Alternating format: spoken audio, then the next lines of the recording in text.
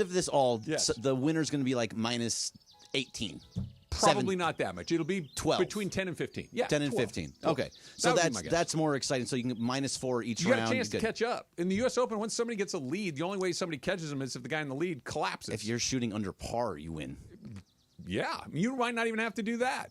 It's crazy. I love it, and I can't wait, and I'm going to be distracted, and we're going to go. That's fine. From Golf for me, I like playing golf. I've just never been able to sit down and watch golf for an extended period of time. Have you ever tried it on 4 beers lying on the couch? Because Anything that on 4 is beers that is prime golf viewing. That's fun to sleep. Right, and I see it'll be the best nap of your life. But then you're not watching it. Because when you hear this, when you hear the, and I want you to have like a very low grade buzz. It's kind of warm. Maybe you have a blanket up to your waist. Maybe you've had a little breakfast. You're full, but you probably maybe have a little bite or 2 more. And it's warm. And then you hear the ball fall into the cup. And then you wake up and an hour's gone and you feel wonderful. And you go to the couch, you have another beer. Another 4 beers. Yeah, I'm just telling you, it's a wonderful, wonderful event. So you're saying it's a great nap? It is it's the best nap of your life. See, I can get in on a nap, especially on a Sunday in the middle of the day. That sounds great. And wake up and watch the last 4 holes, 5 holes. It's tremendous. All right. It's I'll give it to you. I just never understood it, but if it's for the nap portion of it, great. It in. elevates it. It kind of takes it to the next level. What a night last night in Dallas, was right? Nuts. That was fantastic. I liked literally every single thing about it. There wasn't one part that I would change. I was locked in from the beginning. As soon as they were like, I made sure to be at my TV to watch the starting lineups just to see what they would do for Luka, what the video will look like. I did not watch it on Twitter ahead of time because I wanted to watch it live on the air.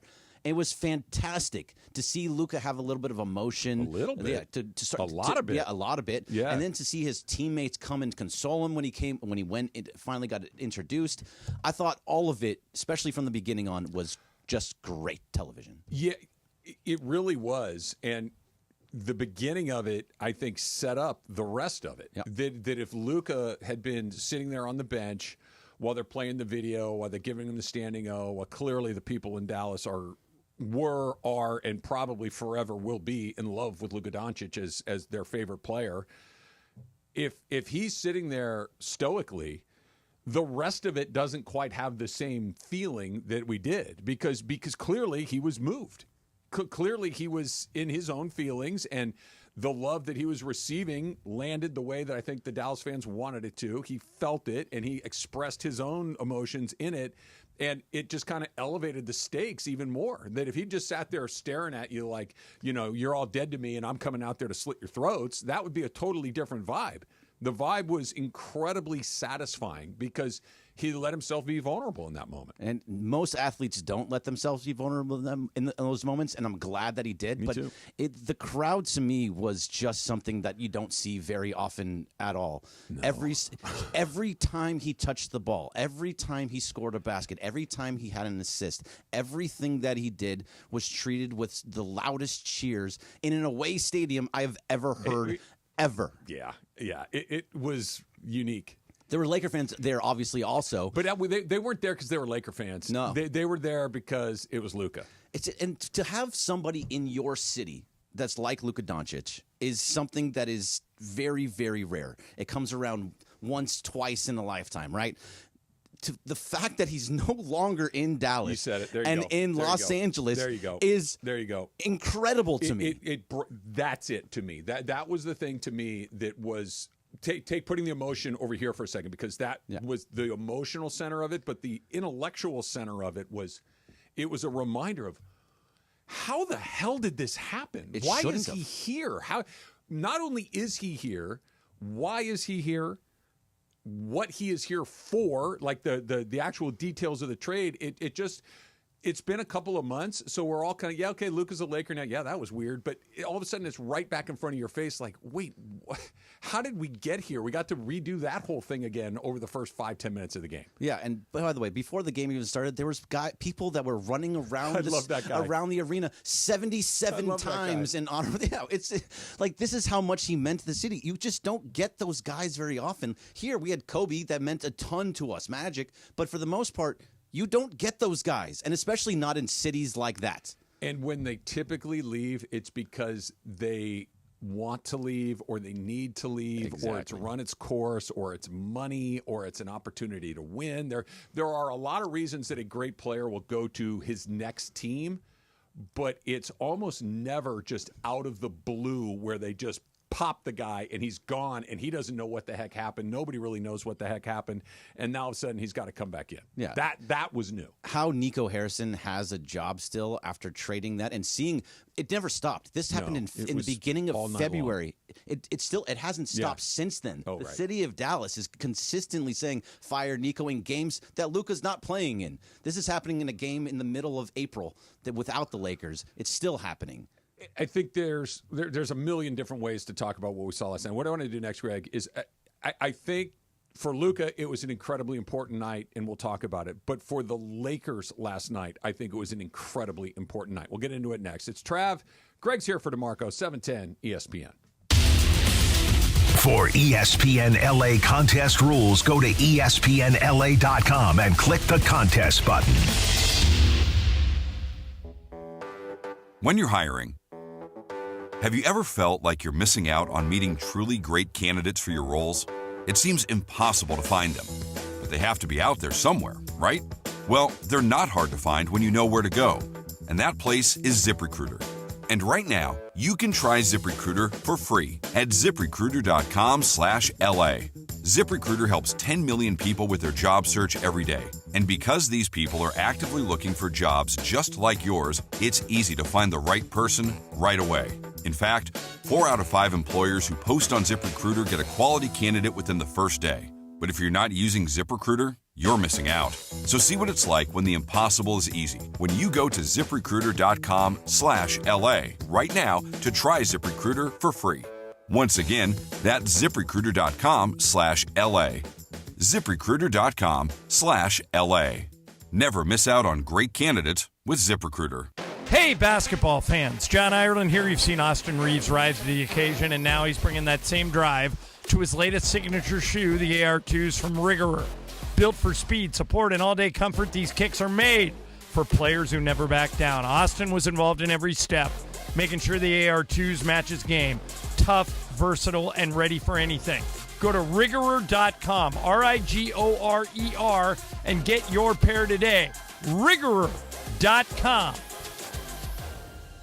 Cappy here to tell you about my great friends at Ocean Subaru of Fullerton. I'm a huge fan for so many reasons. The safety, technology, versatility, reliability, and they're all about the Subaru Love Promise. The cars are spacious and sporty. You got to go see my boy Omar and his team at Ocean Subaru of Fullerton. They're focused on your needs, and they're the most knowledgeable people when it comes to getting you into the right Subaru. Ocean Subaru, 1100 South Euclid in Fullerton, just off the 91 freeway. Go to OceanSubaruOC.com. That's OceanSubaruOC.com. Ocean Subaru of Fullerton, where every journey starts with love. Why do we grill to order at Waba Grill? Because it's just better for you. And our Asian-inspired menu has high-quality proteins that are healthier for you. Right now, get our Value Bowl combo for only $8.99. Waba Grill, it's for you.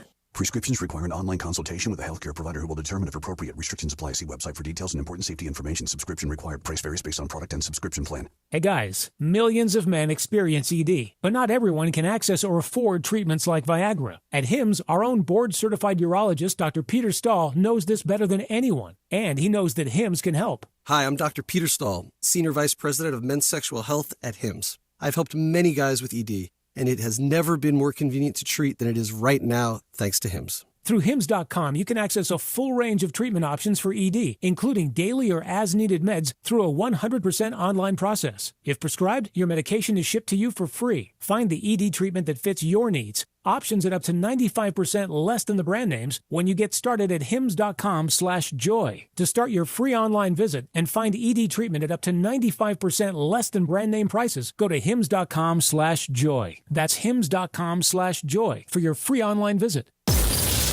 It's the Travis and DeMarco Show. Travis Rogers and DeMarco Farr. You want to make friends? You buy around for the bar. Yeah. Luka did that with parking. I thought that was fantastic. Terrific. Yes. The Travis and DeMarco Show rolls on. On LA's mega sports station, 710 ESPN. You've been moving on. Let me know. Can I come on? I think it's them. Naked. N-E-I-K-E-D. Yeah. Naked? Sure. Naked? Naked. Pronounced naked. Naked. Wouldn't naked be N-E-K-K-I-D? I don't know what it is. But oh, yeah, it would Naked. be N-E-K-K-I-D. this is the song that was playing after the game was over between the Mavericks and the Lakers last night. And if you listen to the lyrics, it shows you exactly who the PA announcer or whoever's running the music thinks about this whole situation. Yeah. It's like, we're thinking about better days. Look, the people that feel a certain way about this situation is literally every single person in Dallas other than the owners and Nico Harrison. Because there's no other case to be made where this was a good idea, where this was or even if you thought maybe you had to do this, the return was sufficient to what you had to send out. So that's why this song, you're playing this song and it makes sense that for what you're trying to get to, the fact that the PA announcer doesn't like what's going on. Right. It's all the fans, everything. That's why I wonder like how Nico Harrison is continuing to have a job. If every single person, I get it, he's getting orders from the owners. I totally understand that. But that means that you're also the fall guy. So at some point, eventually, not today, not maybe even at the end of this season, maybe at some point next season, they have to let the dust hasn't settled yet. He hadn't come back through. We need this. We saw two coaches fired. I saw that, and I'm not saying that they're not kind of similar. Nico Harrison didn't wake up one morning and say, you know what I'm going to do? Trade Luka Doncic. Right. That's not how this went down. This came from on high, and he executed the plan. The only way that he gets fired immediately is if he refuses to do it, which he probably should have done. You would have gotten a job immediately. If you refuse to do it and say, hey, why'd you get fired? Anybody that's ever gone to an interview, what's one of the questions they asked you? Why are you leaving your last job? Or why, and the answer would be, because they wanted me to trade Luka Doncic for Anthony Davis, and I'm not stupid. That's why. Immediately, okay. Yeah. Let's make this happen. That's why I'm not there anymore. It's just he seems to be a fall guy. If you want to get the entire city back on your side, the first step, fire the guy that traded away Luka Doncic. But they're not trying to get their city back on their side. That's the point. You're in Dallas. Dallas is the number 3 market in the country. Like that. Like what are we talking about? But again, Greg, you're not. They did it for the owner. The only person that can fire him is the owner. I get it. If somebody said to you got to get rid of everybody, your choice is I'm leaving or I'm getting rid of everybody, and everybody's going to yell and hate my guts, but he saved his own skin. Yeah, that's exactly what it is. I get it. It makes no sense. The only people he needs to keep happy are the people that told him to do it. You know, like the fans would have fired him on the spot. It is shocking. I agree that he did what he did, but he didn't come up with that on his own. I mean, did the owners not think, I mean, they obviously didn't, that the fact that this is going to affect the city in such a large way? That's a great question. The question of did they underestimate the fallout? Yeah. And clearly they did. Oh, clearly. Because let's talk about this.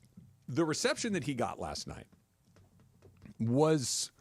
Trying to think. We've seen players that were in other cities come back. LeBron was talking about it after the game where he was saying, no, I've played against old teammates, old teams and coaches. And he goes, that's always kind of a deal. Sometimes they get booed. Sometimes they get cheered. Sometimes it's a warm welcome. Sometimes it's a tepid reception. Sometimes it's downright hostile, right? This was a level of affection and love. I've never seen anything like that before. Do you have any recollection of a player returning to his former spot and getting universally bathed in love? So when Shohei went back to Angel Stadium for the first time, did that actually? I don't know. I don't It remember. was they were happy to see him. Happy to see him. Yeah, Thank but it you for wasn't everything like you that. did for me. No, I don't think No. I've never seen anything like that. Maybe LeBron in Cleveland, is that something that could have possibly No, done because you that? got to remember why LeBron left the first time. They were second time. burning his jersey and tearing the stuff off the side of the building. Not after he won the championship. I understand what you're saying, but LeBron leaving the first time put a mark in there that was, you hurt me once. I'm at least going to keep you at a little bit of, okay, we're back together again, but you hurt me once before and I'm never going to forget it. Right. There was a little bit of that in there. So when he went back with the Lakers, he didn't get this type of reception. I've never seen anybody get this type of reception in any sport that I can even come close What to. it would be like, and the only thing I can come up with, and there's two players that I think fit this bill, is if just one morning we all woke up and found out that the Lakers traded Kobe Bryant, let's just use the other team, to the Dallas Mavericks. Sure. And Kobe didn't say, I don't want to be here. Kobe wasn't asking for more money. Came out of nowhere. It just was Kobe had taken to the team in the finals the year before and was one of the best players in the league. And you just woke up the next morning, it's like, yeah, we traded Kobe to the Mavs. You'd be like, wait, what? Huh? And then City would be on fire. When he came back, you would have gotten Literally. a reception like you got last night. Yes. When Kobe would come back. Kobe and Magic are the only two people I can think of. And it would have to be not over money, not over, hey, I've been here 10 years. Think about this. Think about Matthew Stafford, right? Matthew Stafford leaving Detroit was amicable, right? It wasn't like confrontational. He went to them and said, listen, I've been here 10 years. I've given you everything I have. I'm getting close to the end of my career. I would like to take a chance to go win at a high level. And I think we both know it's not going to happen here. Let's see if we can work something out. And they said, okay, cool, we'll do it. Yeah, those are the right type of circumstances. Right. These circumstances were that Luka Doncic took his team to the finals the year before, basically on his back. And then they said, you know what? We're just going to get rid of you.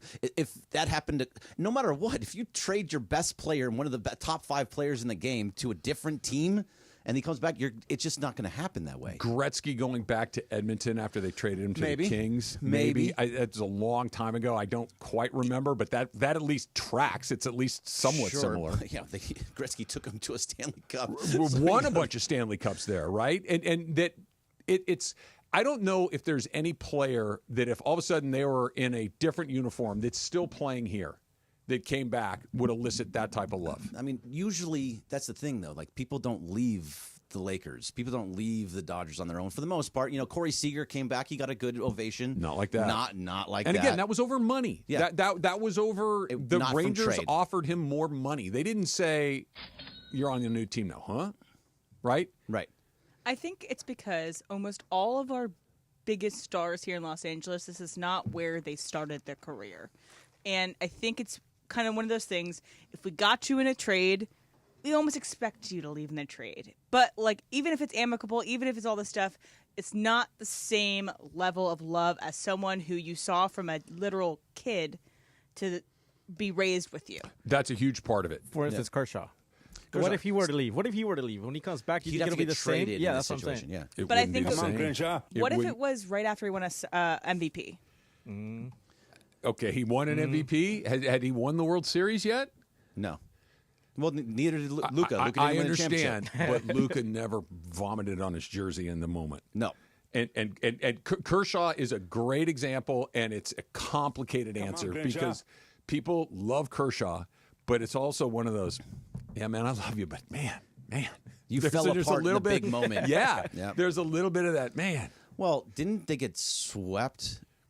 Boston swept Dallas, right? Yeah, but they weren't even like he got them to a level they probably weren't even expected they to weren't get to. supposed to be there, sure. Last year, by any measure, Dallas overachieved.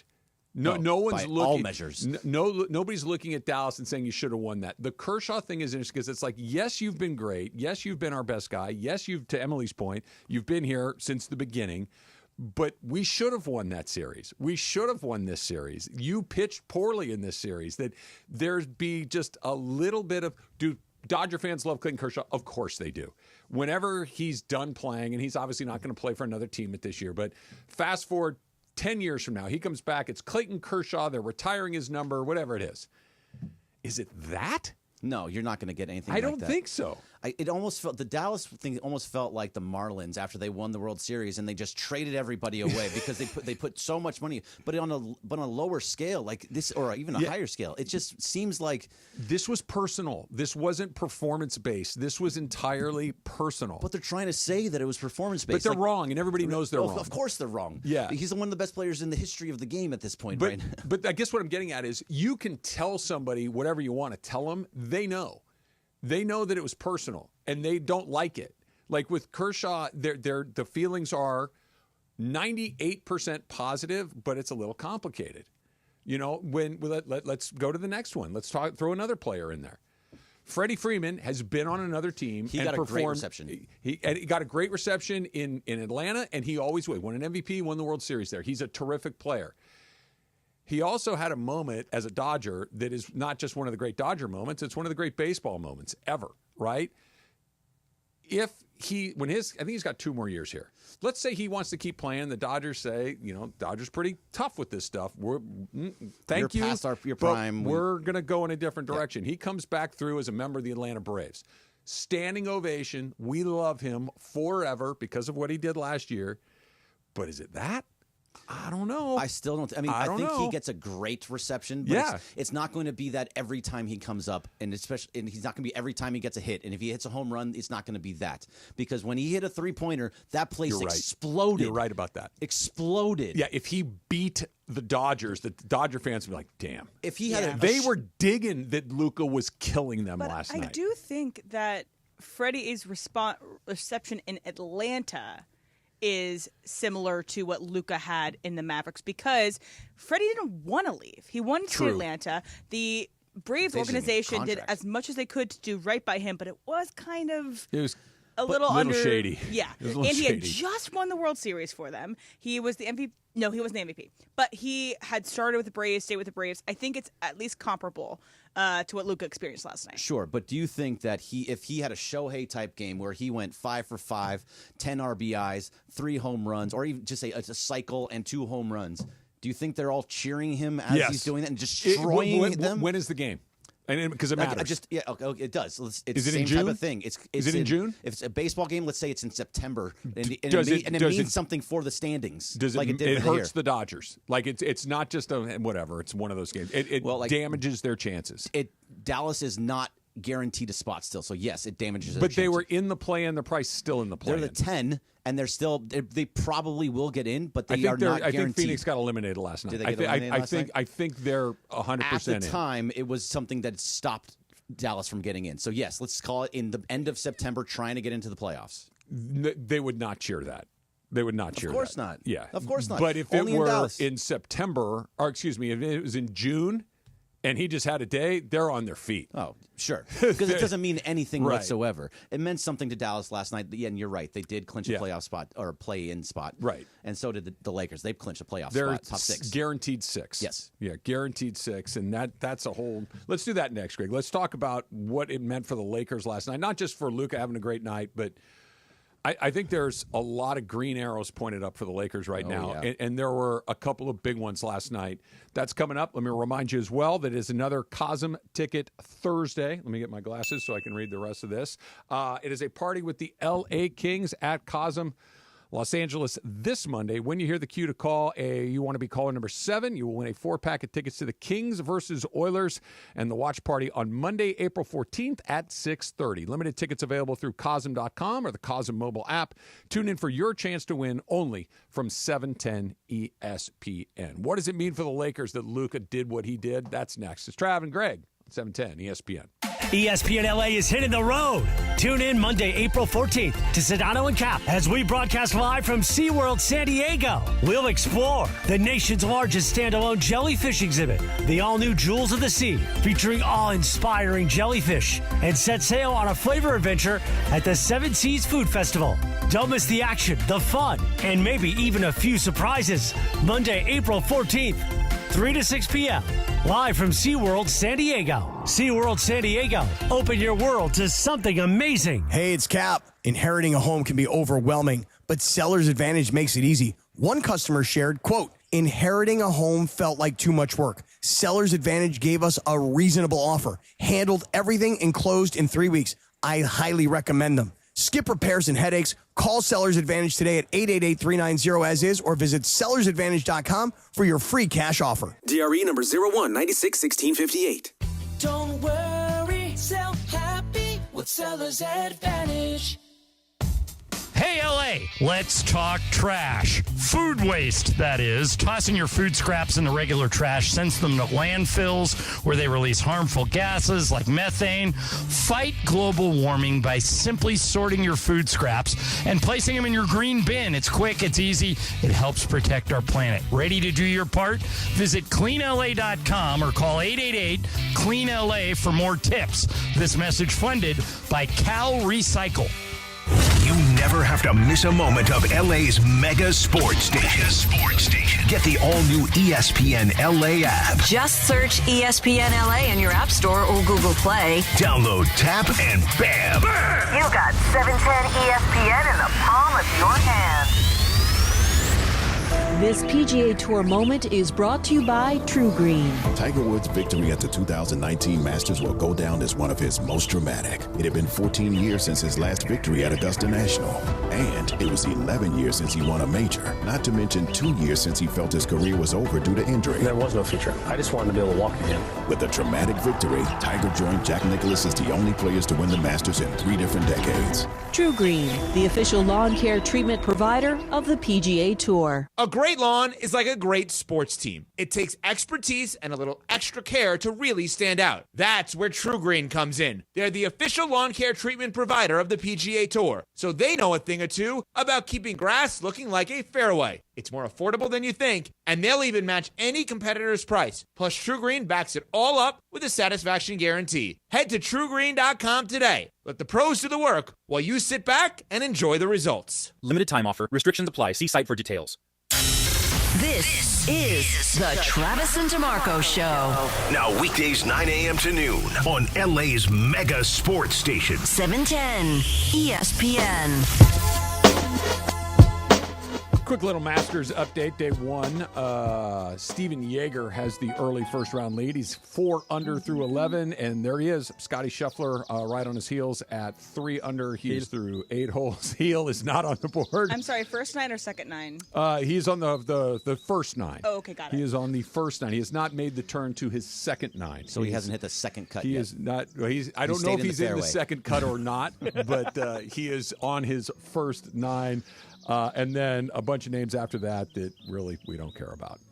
Colin Morikawa is at 1 under par. Hey, Jordan I took that Spieth guy. No, Morikawa. That's what I'm saying. I'm giving you some others. Morikawa at 1, Spieth at 1, Minwoo Lee at 1. These are all guys that at least have a chance to potentially win the tournament. I can't wait. I got a last man standing for you guys at some point too. I'm just giving you a heads up. We'll throw it in a little bit later on. I love when you guys do last man standing. By It's the good. way. It's Nobody likes it more than DeMarco. I know, which is great. DeMarco sits up straight. He gets a big smile on his face. I'm He's going to win super this excited. one. I like to win, so that's why I like this. Breaking news. Brought to you by Valvoline Instant Oil Change, home of the 15-minute drive-through oil change. Emily Hebel is competitive. Yes. No way. No way. And I am now currently half a game ahead of you. Half a game. Yes, she keeps half game stats. No, You keep here's half what it game is. stats? Me and DeMarco tied because we ran out of options. Like it was like top 10. They got the whole list. Yeah, we got the whole list. They got the whole. Oh, so And no one so actually went out. It's like a half a sack. Gotcha. Right. Right. Okay, that's fair. Can I ask you for a moment of honesty? Sure. That might be potentially embarrassing for you. Okay. When you were a kid and you were playing board games with your sisters or your friends, and you were behind in that game, were you a throw the board across the room kid? I didn't throw the board. I would sulk. But you would complete the game? I would complete the game, but I would sulk. I would be like, do we really want to play the rest of this game? Like, I'm are in we last sure? place right now. I don't know if this is the right idea. I had the move where sometimes you're behind and you accidentally bump the table and all the pieces fall off. I don't even know where they were. We have to start over again. To my knowledge, I have never flipped a game, but I have had my cousins that have. So we were all very competitive. One more thing about this. As a kid, I played soccer. Soccer was my main sport as a kid. I'd be a goalie. For a long time, when I was like probably sub 13, would cry every time I got scored on. And I tried to make myself not get scored at anymore because I didn't want to cry. But I took it so competitively. She's like it went Jordan. in. She's finding slights where none exist to try to motivate And I herself. took that personally. Yeah, and I took that personally. That's how I was, too. I can see him sitting in a big chair with a cigar and a tequila, and I took that personally. Okay, there is this. I took that personally. Story. One small thing. Maybe this is the Emily side or the Hebel side. I do think this is like 11 years old. I was in penalty kicks in a playoff game, and because there's only one game, Jorge. And you guys were tied in aggregate? No? It's not in aggregate. And another parent had to go to the official referee and say, she needs to turn around because she's too intimidating. Because in between kicks, as a goalie, if you're not the goalie at the time, stand off to the side. Stand off to the side. I would sit there like this and stare at the other team. That's awesome. And then the other parent had to go and tell me. How old were you? 11. And by the way, I Who has won. the balls to do that, by the way? A parent should not go up to an 11-year-old girl and be like, hey, You're right, but the fact that she was able to summon an intimidating presence at 11. It's amazing. Forgive me, 11-year-old girls, just generally speaking, are not intimidating. No, I was a little chonker, and I was short, and I was just staring through the other people. That's great. Should be allowed to do that. Were you a board flipper? So I wasn't a board flipper, but Is your brother older or younger than you? He's 3 years older than me. So I have that little brother syndrome where I have to beat him at absolutely everything that I possibly can. But yeah, I would get very, very angry. I would yell, and like we would get into massive fights. Like Monopoly got banned in our house for a long time because we just were consistently yelling at each other and like, you can't do that. You can't just buy every product. Just going around in circles. It was very, very competitive in my house. That's normal brother stuff. Yeah, that's great. Fine. That's fine. Then he'd give me dead arms and dead legs, and I'd punch him in his back. Oh, it got physical. And, I like it. I like it. That's what brothers do to one another. And girls, were you guys were more like snipey, or were you physical? I beat up my sisters. You were my physical? Sisters beat up, yeah. Like me and Claire were, I think, the most physical with each other because I would pull her hair, she would hit me. Sarah gave me a scar right in the middle of my forehead that I had to cover up with makeup. Her nails. Oh, damn. Took off a portion of my skin. That's no joke. All right, we got an Ask Greg coming up in about 5 minutes or so. Perfect. So if you have one, send them to me, to M, to Jorge, via Twitter at Travis Rogers, at Emily Hebel. X, stop. Yeah, honestly, and you can call 877-710-ESPN. We'll do that in a second. So back to Luka, Lakers. LAFC almost had it. They were up 2-0. This was him all night last night in the group chat. We're sitting there talking about the game, and every sudden, LAFC's down 3-2 in sorry, aggregate. you guys don't have my setup. I can watch 4 games at the same time. Yeah, look, I'm sorry. And he knows a guy. He's got all the Also, feeds for Jorge, everything. we have ESPN. We could check a box score. And then Messi It was did his thing. CONCACAF, so it's a little more difficult to actually No, it's find. not difficult. It's whoever scores the most goals in 2 games. No, That's no, who it wins. was difficult to What find. if it's the same number? Then you go to PKs. You figure it out. But why would we go to PKs in the second game, not the first game, if they're both weighted the same? All right, so let's go back to Luka Doncic. Yes. You guys go over there and argue amongst yourselves. Go ahead. Messi, It was a man. huge night for Luka. Obviously, it was a good night for the Lakers because now they just need to win one more game to lock in the 3rd seed, which is, as of today, exactly where they want to be. They played Memphis in the 100%. first round. They'd play Houston in the second round, most likely. So it would shake out pretty darn well for them. However, I think it was the best possible news for the Lakers because clearly they rallied together. They rallied behind him. This wasn't just an emotional night for Luka. It was an emotional night for JJ. You could tell LeBron will sometimes say things and you're like, no, bro, I don't believe you. And then there are times. A lot of times. You think? I believed what LeBron was saying last night. When LeBron was talking about Luka and the emotionality of the whole thing, I believed him. When Austin Reeves was like, I couldn't even look at him or I was going to start, getting emotional. You could tell they really wanted to support him. They did. And when he finally came out of the game at the end, that little celebration they had was just awesome. It was just amazing. And, like giving him hugs on the sideline. And also he does something that LeBron did something that he doesn't do very often. I don't know much. He did it one time here in LA, let Luka Doncic go last. Yeah. He did it one time. I probably had to because in Dallas. But either way, he let him go last because that was a big moment for him. Mm-hmm. He understands. I really, truly believe that LeBron understands what this means for the Lakers, what it means for the team, and everybody else is rallying behind that to what you're saying. So to get those types of emotions for those other players, they are going to be together when it comes to playoff time. They played hard last night. Really hard. They knew the moment. They knew the moment. That's exactly right. They've been playing hard. They played hard the night before in Oklahoma City. The thing blew up on them, but they played hard. The night before that in Oklahoma City, they played hard. They've been pushing harder over the last week or 10 days or so, and they're getting good results. LeBron's been really good. Luka's been a little more inconsistent, but he was terrific last night.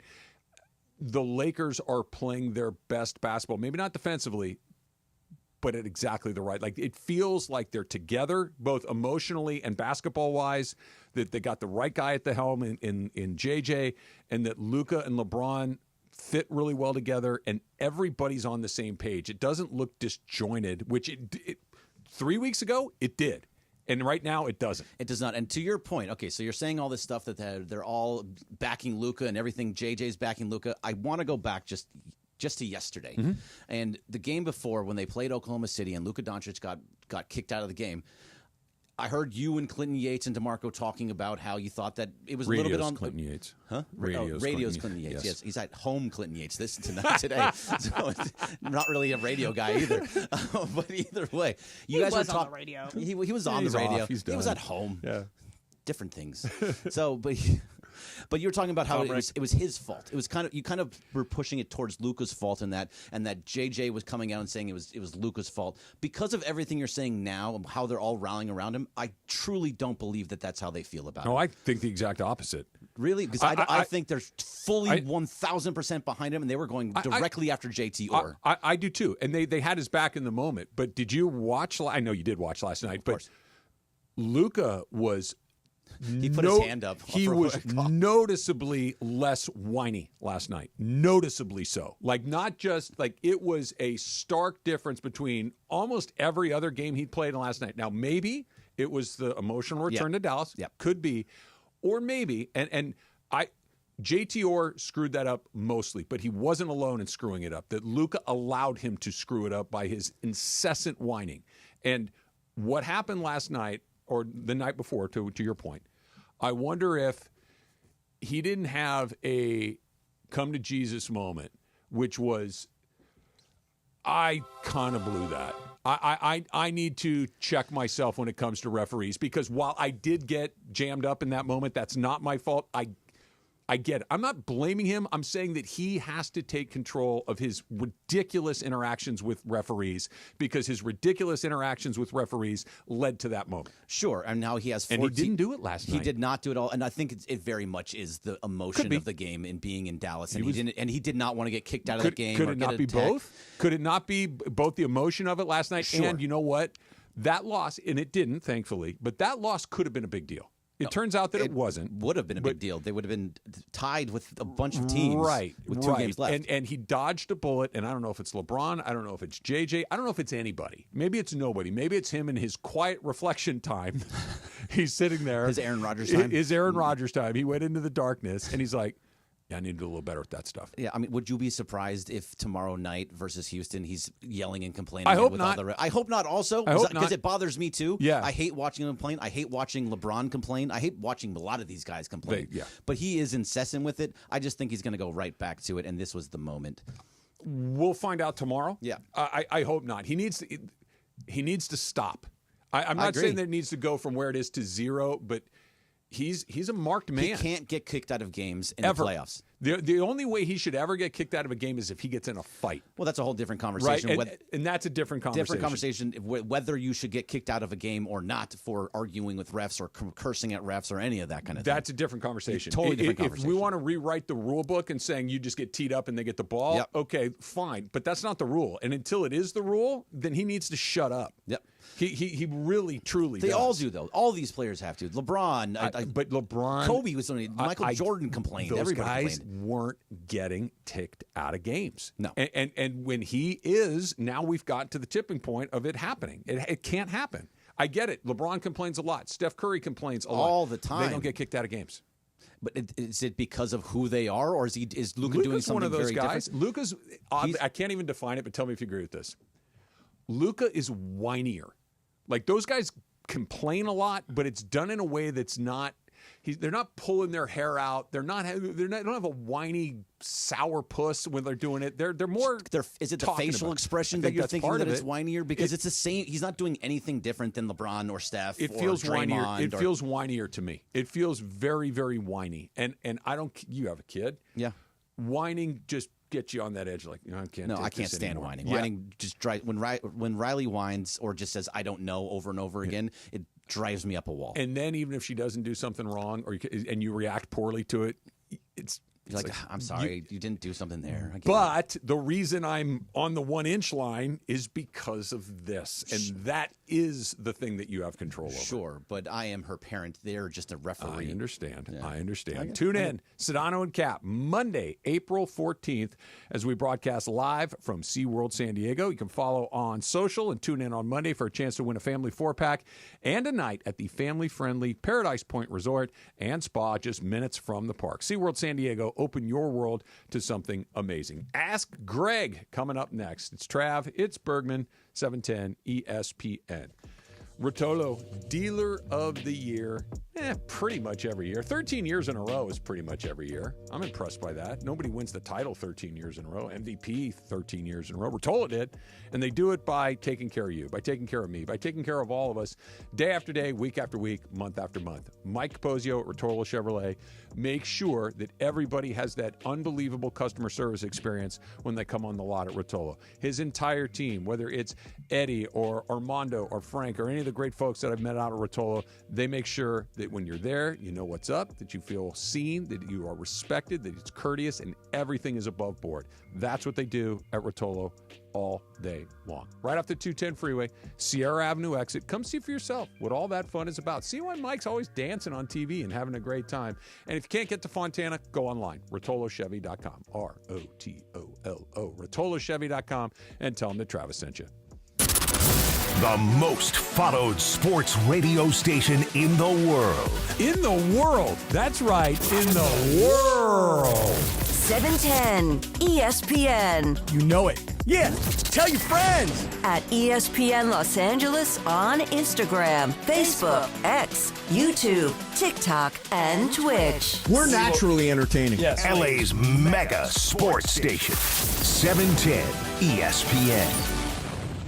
So Mark Reel from Real Fathers writes, I always say on the air, you have to have the right family law firm that is going to get you the happiness you deserve and the justice you deserve. Really, the legal system is designed and set up for fathers to fail. I set out to create a firm and to create something that would help all men navigate that successfully. We have a new phone number for Real Fathers Rights. 833-ESPN-710. And RFR710.com. Yes, RFR710.com. Why do we grill to order at Waba Grill? Because it's just better for you. And our Asian-inspired menu has high-quality proteins that are healthier for you. Like hormone-free chicken, ribeye steak, wild-caught salmon, and shrimp. Our steamed vegetables and signature salads are made fresh for you. Our sauces are more flavorful for you, from sweet and spicy to fiery hot. Download the Waba Rewards app or order online at wabagrill.com. Waba Grill, it's for you. Texting enrolls you into recurring automated text messages. Consent not required to purchase. Message and data rates may apply. Hey, Dan, how you doing? Haven't seen you around the gym for a while. Yeah, I've really fallen off. Since I turned 40, I just don't get the results I used to get. Could be lower testosterone. Lower T? Yeah, I went through it a while back. Once you hit 40, your body has less free testosterone. I got Nugenix Total T, and it's made a huge difference for me. I've seen that ad on TV. Is it for real? Oh, yeah. The key ingredient is something called Tesnor, which helps boost free and total testosterone levels to help you trim up and stay lean. And it's made a difference for you? Man, I feel like I'm in my 20s again, at work, in the gym, and in the bedroom. Are they still giving out complimentary bottles for people to try it for themselves? Yeah, you just need to send them a text. Text TAP to 321-321 right now for your complimentary bottle of Nugenix Total T, the #1 selling testosterone booster at GNC. Plus, text now and we'll include a bottle of Nugenix Thermo, our most powerful fat incinerator ever, to help you get back into shape fast, absolutely free. Text TAP to 321-321. That's TAP to 321-321. And yes, welcome to the Travis and DeMarco Show, now mornings 9 a.m. to noon on 710 ESPN, your destination for LA sports. Let's get back to the fellas. The Travis and DeMarco Show continues right now. haven't heard this music in a while. I dig it. It is a little Ask whoever is in that chair at the moment, and it is Greg Bergman today. DeMarco is out. He'll be back tomorrow. You ready, Greg? Yes, let's go. I like this one. Raider Rubin, who's a Braves fan, so not a great guy, but otherwise a pretty good guy. Let's try this. I think it's his birthday again. Happy birthday, Does Raider. he have Raider Rubin have a lot of birthdays? He has a birthday every month, essentially. Oh, good for you, Raider. Yeah. Would you rather go back in time to meet your ancestors or travel into the future to meet your descendants? Oh, wow. I would go into the future and meet my descendants. I want to see what happens with Riley's kids and her kids and all that, all the way through that, and see if everything turned out okay for the future. I can answer that for you. We're doomed. We're doomed. Yeah, sure. go ahead. I want to see what it's like in the future, whether or not, if they're doing well, if they're doing poorly, what's going on with that. I already know. The answers are fine. It all happened. I don't believe in that whole thing. You're doomed to repeat the history or whatever. However, history is doomed to repeat itself. Yeah, that whole thing. I'm there. worried my ancestors are not fine. That's what I'm worried about. Being a white person, that is from probably the South? true. From the South, yeah. Actually, my ancestors are not from the South. I was moved down to the South at a different time. My ancestors are from Poland. That's the part. How far back are we going? Because if you said to me, you could go see my grandparents as young people, I know my grandparents. That would be pretty interesting to see them as kids and the way that they interacted with their parents, right? But what if you could go like two more back from there? What if you could go to where like medieval times? Not quite that far. Like, let's say you go back to like the 1700s. Right? Like revolutionary times. And my people were in Norway and in England, right? Like, they get a cough and they die 10 days later. I want to, but obviously a couple of them made it through, right? Yeah, somebody made it. I don't know. Long enough to reproduce. Right. Look, man, I'm Jewish. I don't know if my ancestry is going to go that well over at that time. It's not going to. I understand what you're saying, but you're here. Yeah, I'm here, so that's good. They made it through, but I know that there was a little bit, iffy at times.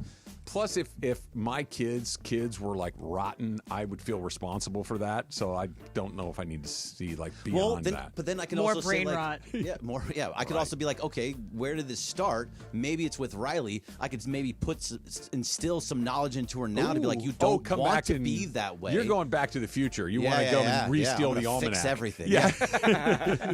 Just don't get the hots for your mom. This is if it's Leah Thompson, I kind of get it. Look, she's pretty good looking. Leah Thompson's pretty good looking. A little weird. Yeah. I was going to go for G-Fish, but I have a better question coming up, so sorry, G-Fish. You lose, G-Fish. This is from Jason Torres. And I think this is a good question because I think we all have different answers. But, Greg, I want yours. Okay. How many days is the perfect length for a vacation? Oh, that's really good. Okay, it depends on where you're going. But let's say it really does depend on where you're going. If you're going to Hawaii, 10 days, perfect. It's not too long. It's not too short. You get through the 1 week, and you're missing home, but you're not actually. You still have a little bit of time there, so you can enjoy it. So it really depends on where you're going and who you're with. Yes, I have nothing to add to that. That's exactly right. That's exactly right. I've gone through this a few times. Depending on where you go, Hawaii is that at a week, you're like, I could stay a few more days. Yes. And at 5 days, you're like, I don't want to. And at 10, more. it's like, I need to get back to the real world or I'm going to lose my way. I'm going to turn into somebody. What about a long weekend? Like Vegas, Vegas, San Francisco, Santa Barbara, San Diego. Okay. What's the time for that? 3 days. There's no more. If you're going to go to Vegas, 3 days is more than enough. Santa Barbara, 3 days. I just went up to Carmel. Yeah. I was there from Thursday to Sunday. Perfect. That's the right answer. Carmel. That's the right answer.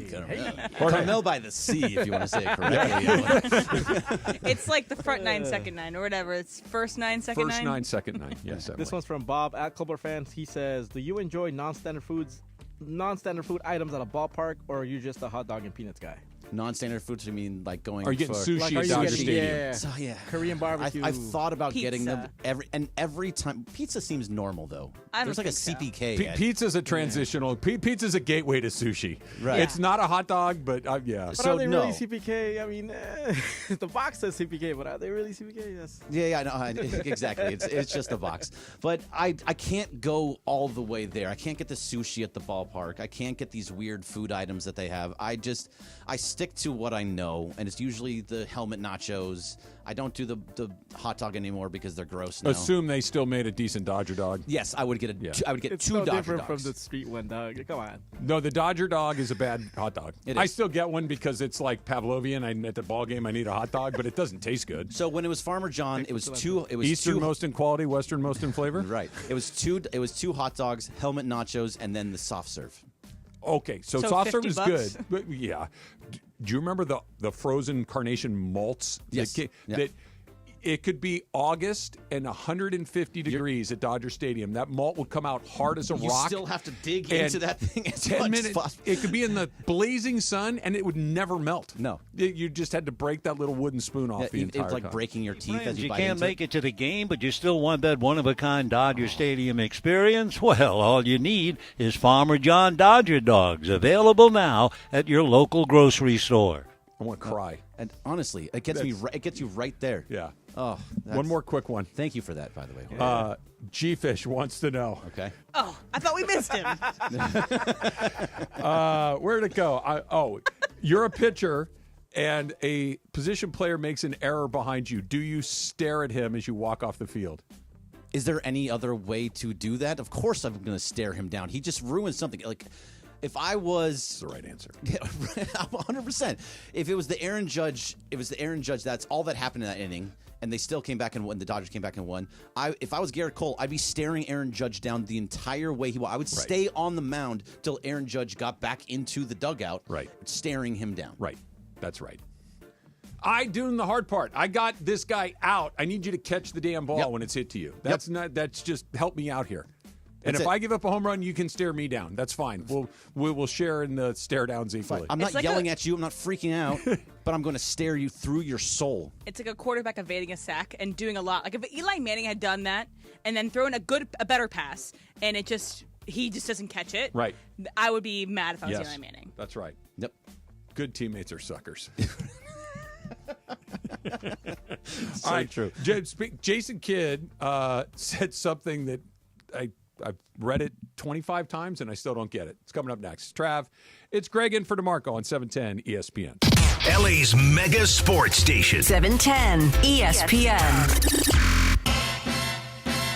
Baseball's my favorite sport because you can fail 70% of the time and still be a legend.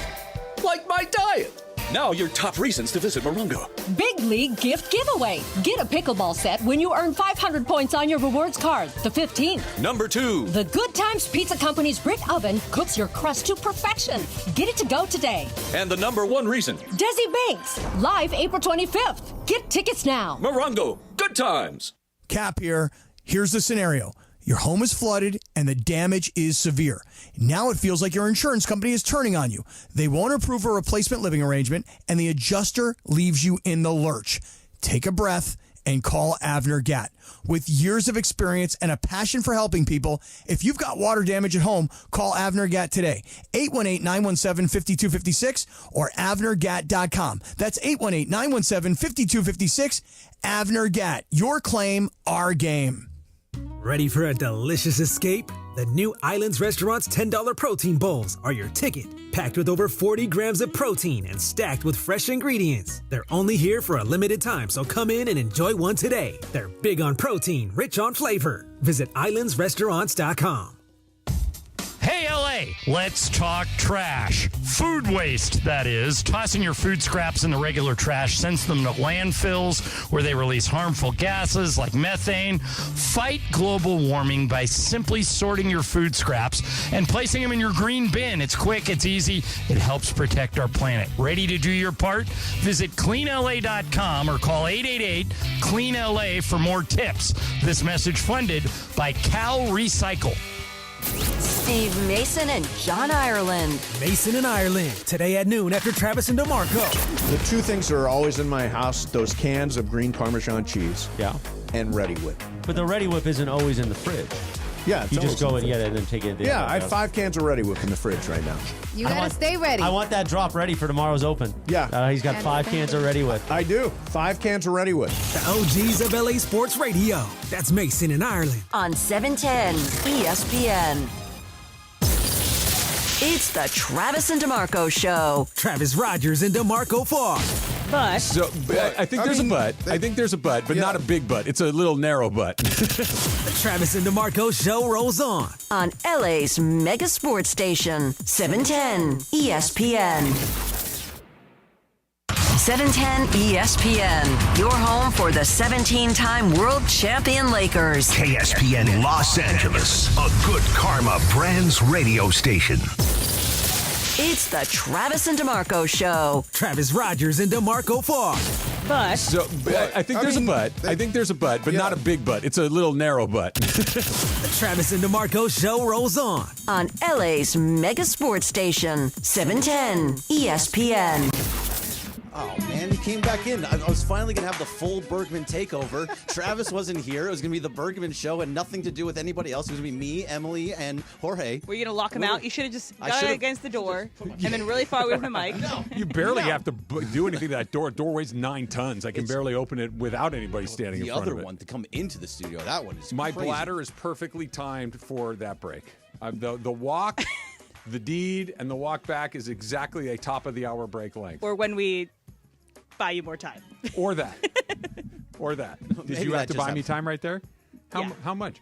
Yeah, you didn't have to. Kate and I were talking 20 scotch. It was important. Emily, we could have just gone back and forth about anything in the world, and we don't need Travis. You remember how we do the Ask Greg thing, right? Yeah, there's always a little bonus one on the other side. You ready? Oh, yeah. What is your Uber passenger rating?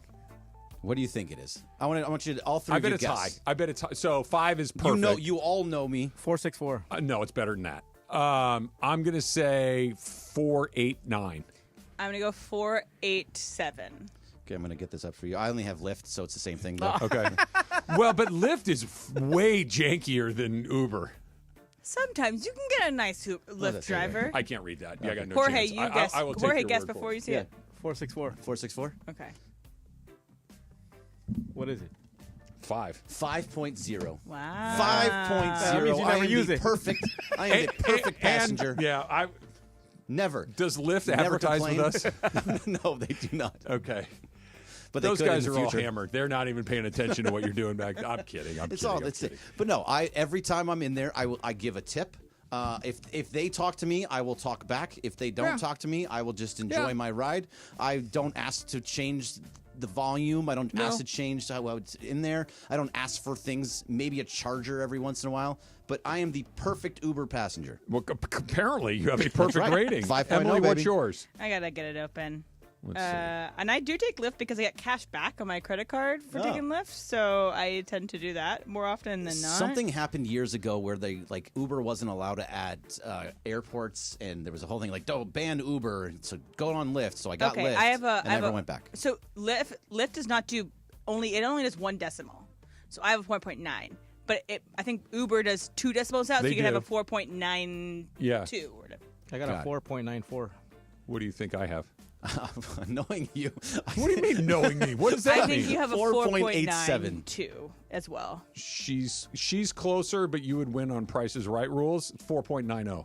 Okay. Okay. Yeah. All right. I think I had the lowest Do Uber you rating. think I would be a bad Uber customer? I'm not a bad Uber customer, but I think you would complain about some things.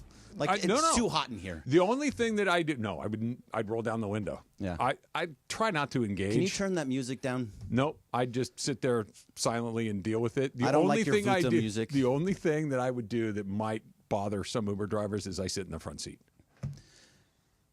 I asked before I take it. But I do ask. Wait. I do so ask. Wait, hold on. Yeah. Why are you sitting in the front seat? Can you not sit in the back? I can. Like if I'm with Susan, I'll sit in the you back get seat. sick if you sit I'm in the back? by myself, no. I just don't. There's more room in the front. I'd rather sit in the front.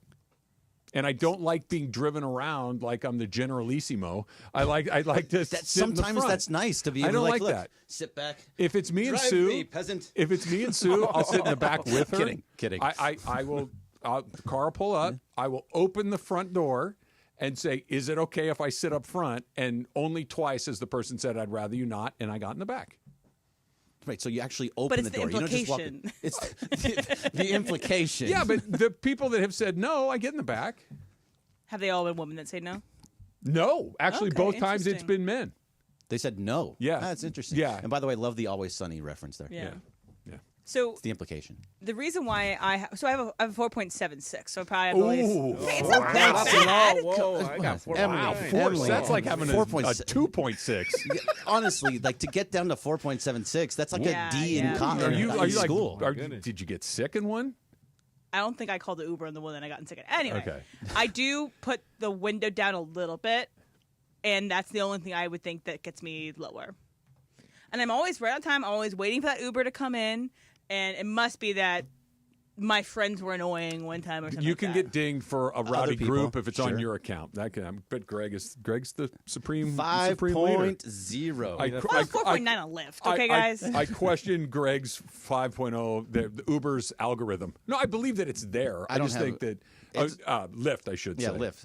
I'm just saying, perfect passenger. So 10 years, 10 years, 10.6 years. Why do you use Lyft? Because I've told you, because at one point, I think it was like 5 years ago, something happened where Uber was not allowed at airports, and they was like, everybody banned, don't go to Uber, go only to Lyft. It was this whole thing. So I went to Lyft at that time, and I just don't care enough to go back. So Travis, so he says he's the perfect passenger. So Right. he's been your passenger so far today.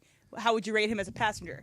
4.95. Look at that. 1 out of 5. Yeah, well, because we're not done yet. Yeah. The ride isn't over. 4 hours. The ride isn't over. I haven't dropped him off at his destination yet. He could throw up between now and then. Once we get to 12:12, I will determine his entire rating. At 12:12, I'm going to say thank you very much, Travis. Here's your tip. Well, let's see what the tip looks like, too. We'll see how that goes.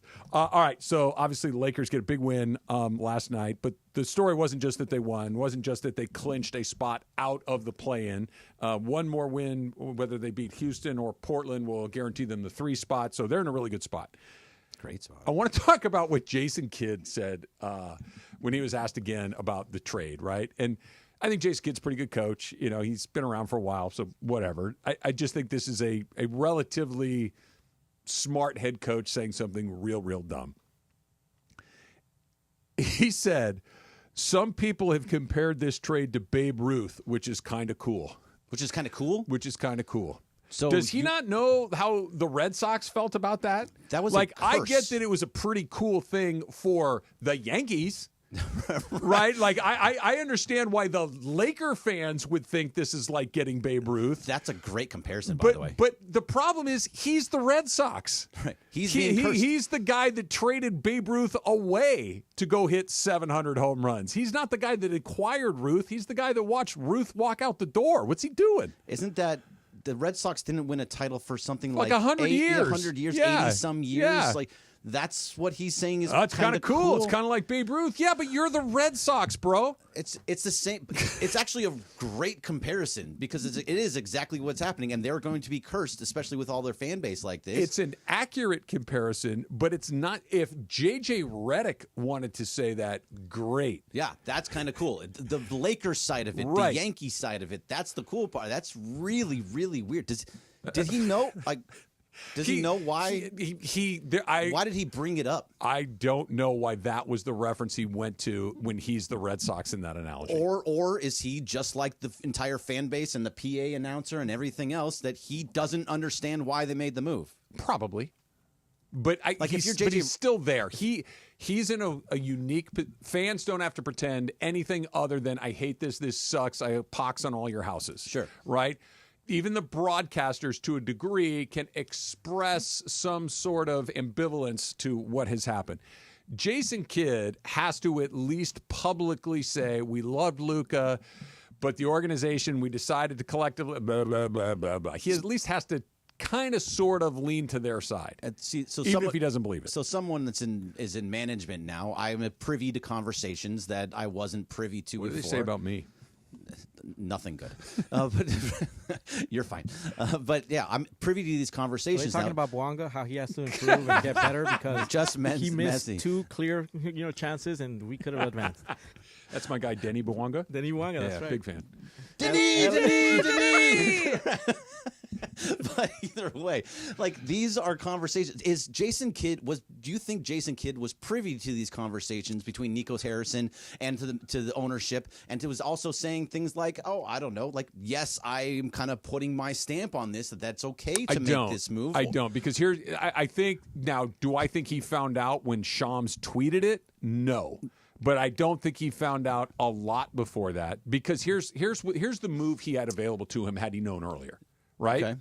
I think we could all assume accurately that Jason Kidd has friends in the media that he could go to privately and say, hey, I got something for you. I need you to get this out for me. And they would gladly do it for him. Sure.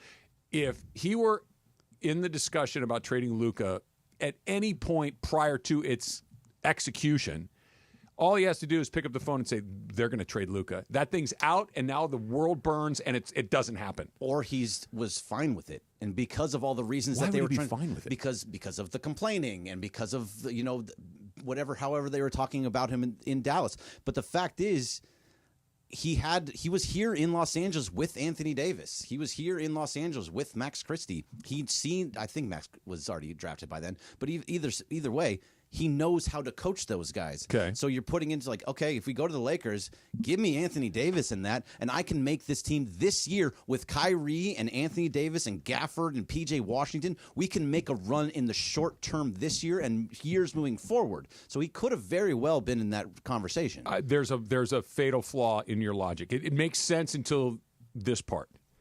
Coaches want the best players. And Luka Doncic is the best player among the guys you mentioned. So Nico Harrison, I'll be on order of with Adelson's, right? Uh-huh. Nico Harrison comes to Jason Kidd and he says, "Hey, we're trading Luka. What would you want in return for him? Okay. Give me Anthony Davis. Give me Max Christie. I can win." No, with my that. question would be, why are we only talking to the Lakers if we're going to do this? And by the way, I'm going to need every pick they have from now until the sun collapses in on itself. We don't want to. We're done. We don't want to give them the max amount of money. We're trying to build casinos in Dallas. We're trying to do all these different types of things. So we're going to move him. We're not going to pay him, and we want to get something in return for him. What do you want?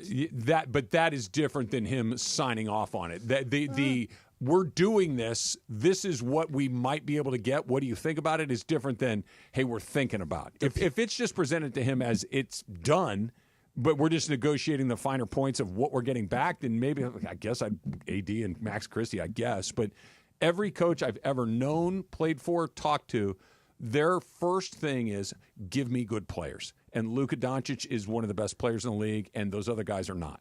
And if he says to Jason Kidd, we're not winning with this team right now, and we need to move him because we don't want to pay him, all those different things, and he says, I can win with Anthony Davis. Why would he be more likely to win with Anthony Davis than Luka Doncic? Because we just did win with Luka. Yeah, because with Kyrie, you have Kyrie and Luka. You can go with just Kyrie. Anthony Davis, we didn't see it last night, and we don't see it. We can get into some of that part about the Anthony Davis because there's a lot with that whole Anthony Davis thing. I just think it's Jason Kidd may have been a part of this and okay with it. I don't buy it. There was the narrative, and when your manager, your boss, or your whatever it is, like the person that's in charge is constantly telling you all these different negative things about the player, it starts to get into your head, and you start being like, okay, I see it. He's the coach. He's a player. He knows what he had. Yeah. There was no ambiguity. I hear you, but there's no ambiguity on every basketball executive that has ever worked in that league that isn't kicked in the head. Luka or this package was no. It's obviously Luka. We've talked enough about that. And that's the part where if it's look, we're doing this. You can't stop this. It's done. It's just a matter of what we're going to get. Then maybe he'll offer his. But even at that point, I'm sure he's like, hey, is there any way to run this? Like, this is a terrible. It's Luka. And Luka's got some flaws. Luka whines. Luka, I get it. But there was a lot of flaws that they were consistently talking about over there in Dallas. A lot.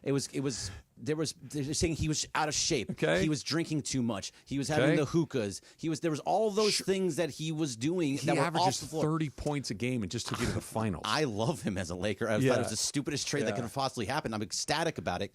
But over there was that growing sense of, hey, he's not the guy that we're going to win with. It is another Cosm Ticket Thursday. You're going to want to party with the LA Kings at Cosm LA this Monday. Call 877-710-ESPN. How about right now?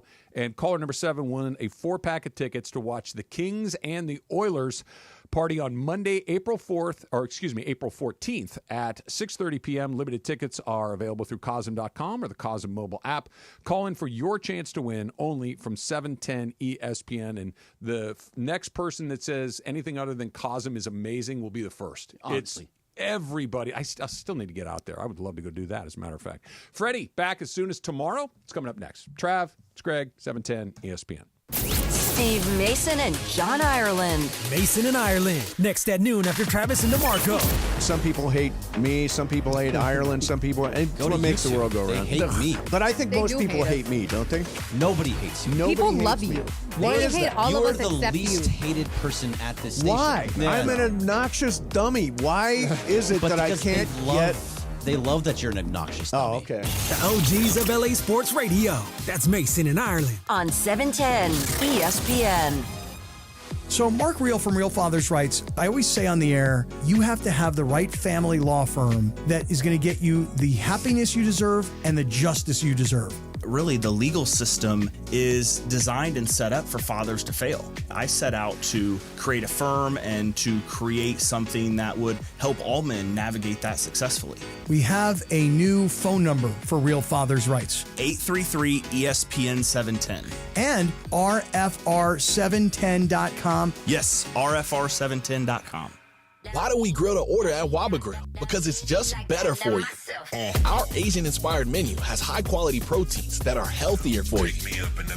Right now, get our Value Bowl combo for only $8.99. Waba Grill, it's for you. Hey guys, it's Cappy here for Prize Picks. I love Prize Picks, man. I've been talking about Prize Picks for years. I play it literally every day. Prize Picks is the best place to get real money sports action. We have over 10 million members and literally billions of dollars in awarded winnings. Prize Picks has made daily fantasy sports accessible to all. You just pick more or less. I mean, it's really that easy on at least 2 players, and you've got a shot to win up to 1,000 times your money. So run your game all season long with Prize Picks. And here's the best part. It's springtime, right? Baseball season is officially underway.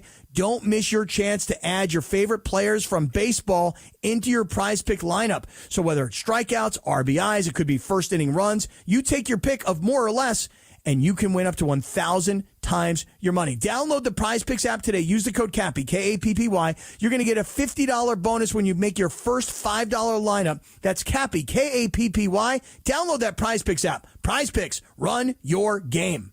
Evan Cohen here. Picking a place to build a life is a lot like selecting a draft pick. Make a decision that will set you up for long-term success. Pick Wisconsin. In Wisconsin, you'll find dynamic career opportunities, beautiful seasons, affordable living, and legendary weekends. From its high quality of life and great schools to its fine arts, culinary, and pro sports scenes, Wisconsin gives you so much to look forward to. That's why you should pick Wisconsin. Learn more about making Wisconsin your home. Visit pickwisconsin.com. When you bundle renters and auto with Progressive, you can save while protecting your most valuable possessions, like your really expensive limited edition sneakers and your new suit for your cousin's wedding.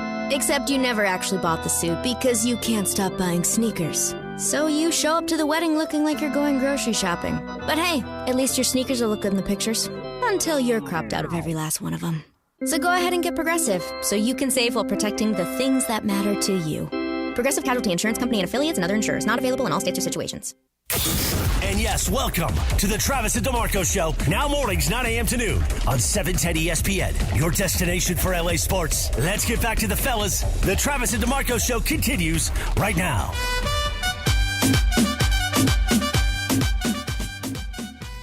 Freddie song. Come on, walk. Yeah. That's right. I love this song.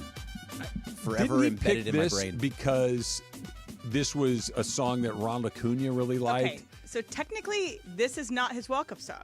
What do you mean? I think we found this out, that this is not his walk-up song. If you look on the internet, it's actually not this song. It's a I Bad hear Bunny it song. every game. But this is played at other times. This could be, what's that called? The Mandela effect, right? Yeah. Yeah, it could be a Mandela effect. I hear this song every time he comes to the plate.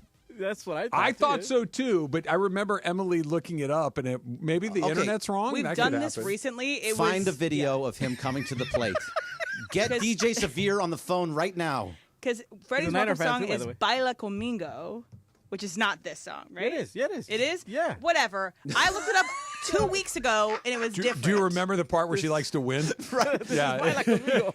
She found out she's wrong. Here, Emily, I'm going to give you a turn it chance. around. I'm going to give you a chance to win something. I was okay. Here's where I'm not admitting why I'm the board. wrong. She's gonna flip Where the board. 2 weeks ago, I looked it up, and everyone was like, "No, that's not his welcome song. That's not his welcome song. That's You know not what his she's welcome doing? song." She's sitting next to the goal like this right now. Exactly. Everybody. It's just that, whatever. It is Baila Conmigo. All right, so okay, it's very funny. Today is day one of the Masters, and I think this is a good last man standing because none of you are golf people. And I No, think I this mean, I is know why this is going to work. golfers. So, with that in mind, here's a little last man standing Masters related.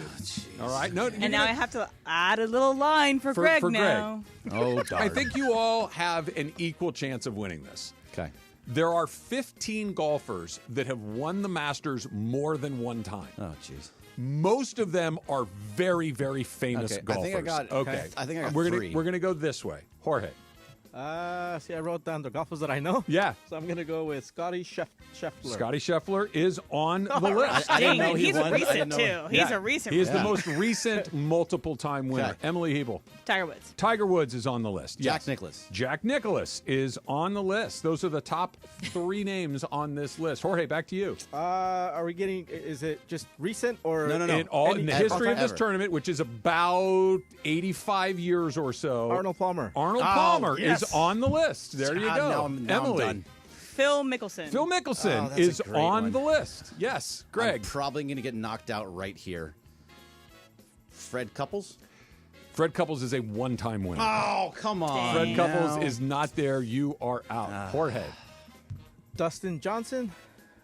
Really good. Dustin Johnson is not on the list. He is a one-time winner, Nick but he Faldo? is out. Nick Faldo would have won, would have kept you in it. Hey, and you know what? I didn't have another answer. Yeah. So I would have been out. Nick Faldo would have kept you in the game, Jorge. Oh, man. Yes, here are the other guys. Gary Player is a Oh, that's a good multiple-time one. winner. Oh. Nick Faldo, who he just For mentioned. some reason, I want to say Andy Player. Is that another person? No, well, Okay. if there is, he did win the Masters more Andy than once. North. Andy North was a U.S. Open multiple-time winner.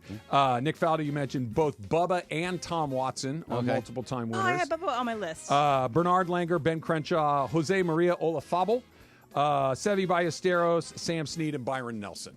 So all Should have known Byron pretty- Nelson. Like they're famous guys. Yeah. So You know they're- who's Seve not on that Ballesteros list? just for the name? yeah, Seve won twice. Rory McIlroy. He's a 0. Yep. Yeah, Is that he's- the only one he hasn't He's won, the right? only one he hasn't won. You usually don't win this tournament for the first time this late in your career. You usually get it a little bit sooner than that. Not It always. may never happen. So this is what I had. I had Jordan Spieth, John Rahm, and Matsuyama. All winners, but not Oh, once? multiple-time Okay, winners. Yeah. Nick Faldo is your guy, Jorge. And I got to ask, how do you know who Nick Faldo is? Okay, so one of my neighbors.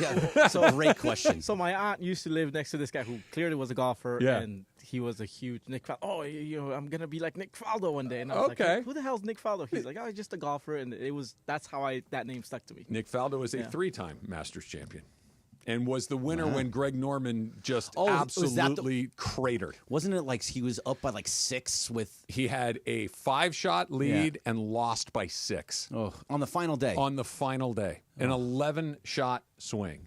Unbelievable. Yes. Or it might have been he was up 6 and lost by 5. I know the total was Did 11. Greg Norman win any? Yes. He won the British Open once, maybe twice. Okay. But it was never. It was just the Masters. he No never got. U.S. Open, no Masters, no PGA, I believe. Yeah. Hey, Janice just weighed in. Emily's wrong about the song. That is called Baila Conmigo. Thanks, Janice. Everyone else said it too. Well, Emily, sometimes people like to kind of dance around when you get a little worked up, and it's pretty great. And I gotta again, say. this is It why I is have kinda my fun. defense mechanism. Well, you won last man standing. Were you Yeah, literally- okay, I got that. Were you literally out? You had no more guesses? I mean, I is think it? I had Bubba Watson on my Bubba Watson list, would've but I gotten- don't think I would have gone for that next. I Yeah. probably would have tried to say Andy North, and it was not a person. That's U.S. Open. Andy North. I believe Andy North won 3 tournaments in his life, and 2 of them were the U.S. Open, which is I would have super said Andy weird. Player. You're that's what I talking to would've the wrong person about that. That's why you're the right person to talk to. Look, you got Scotty Scheffler. I did not get. Who did you? I got Jack Nicklaus. You got. I got the easiest one possible. That's a good one. There's not one that can be the easier. Tiger. That you didn't go Tiger first. I didn't go surprised Tiger. me a little I was bit. surprised about But that too. I sometimes thought you want to leave the obvious for the end because it'll be easy for you to knock out. Yeah.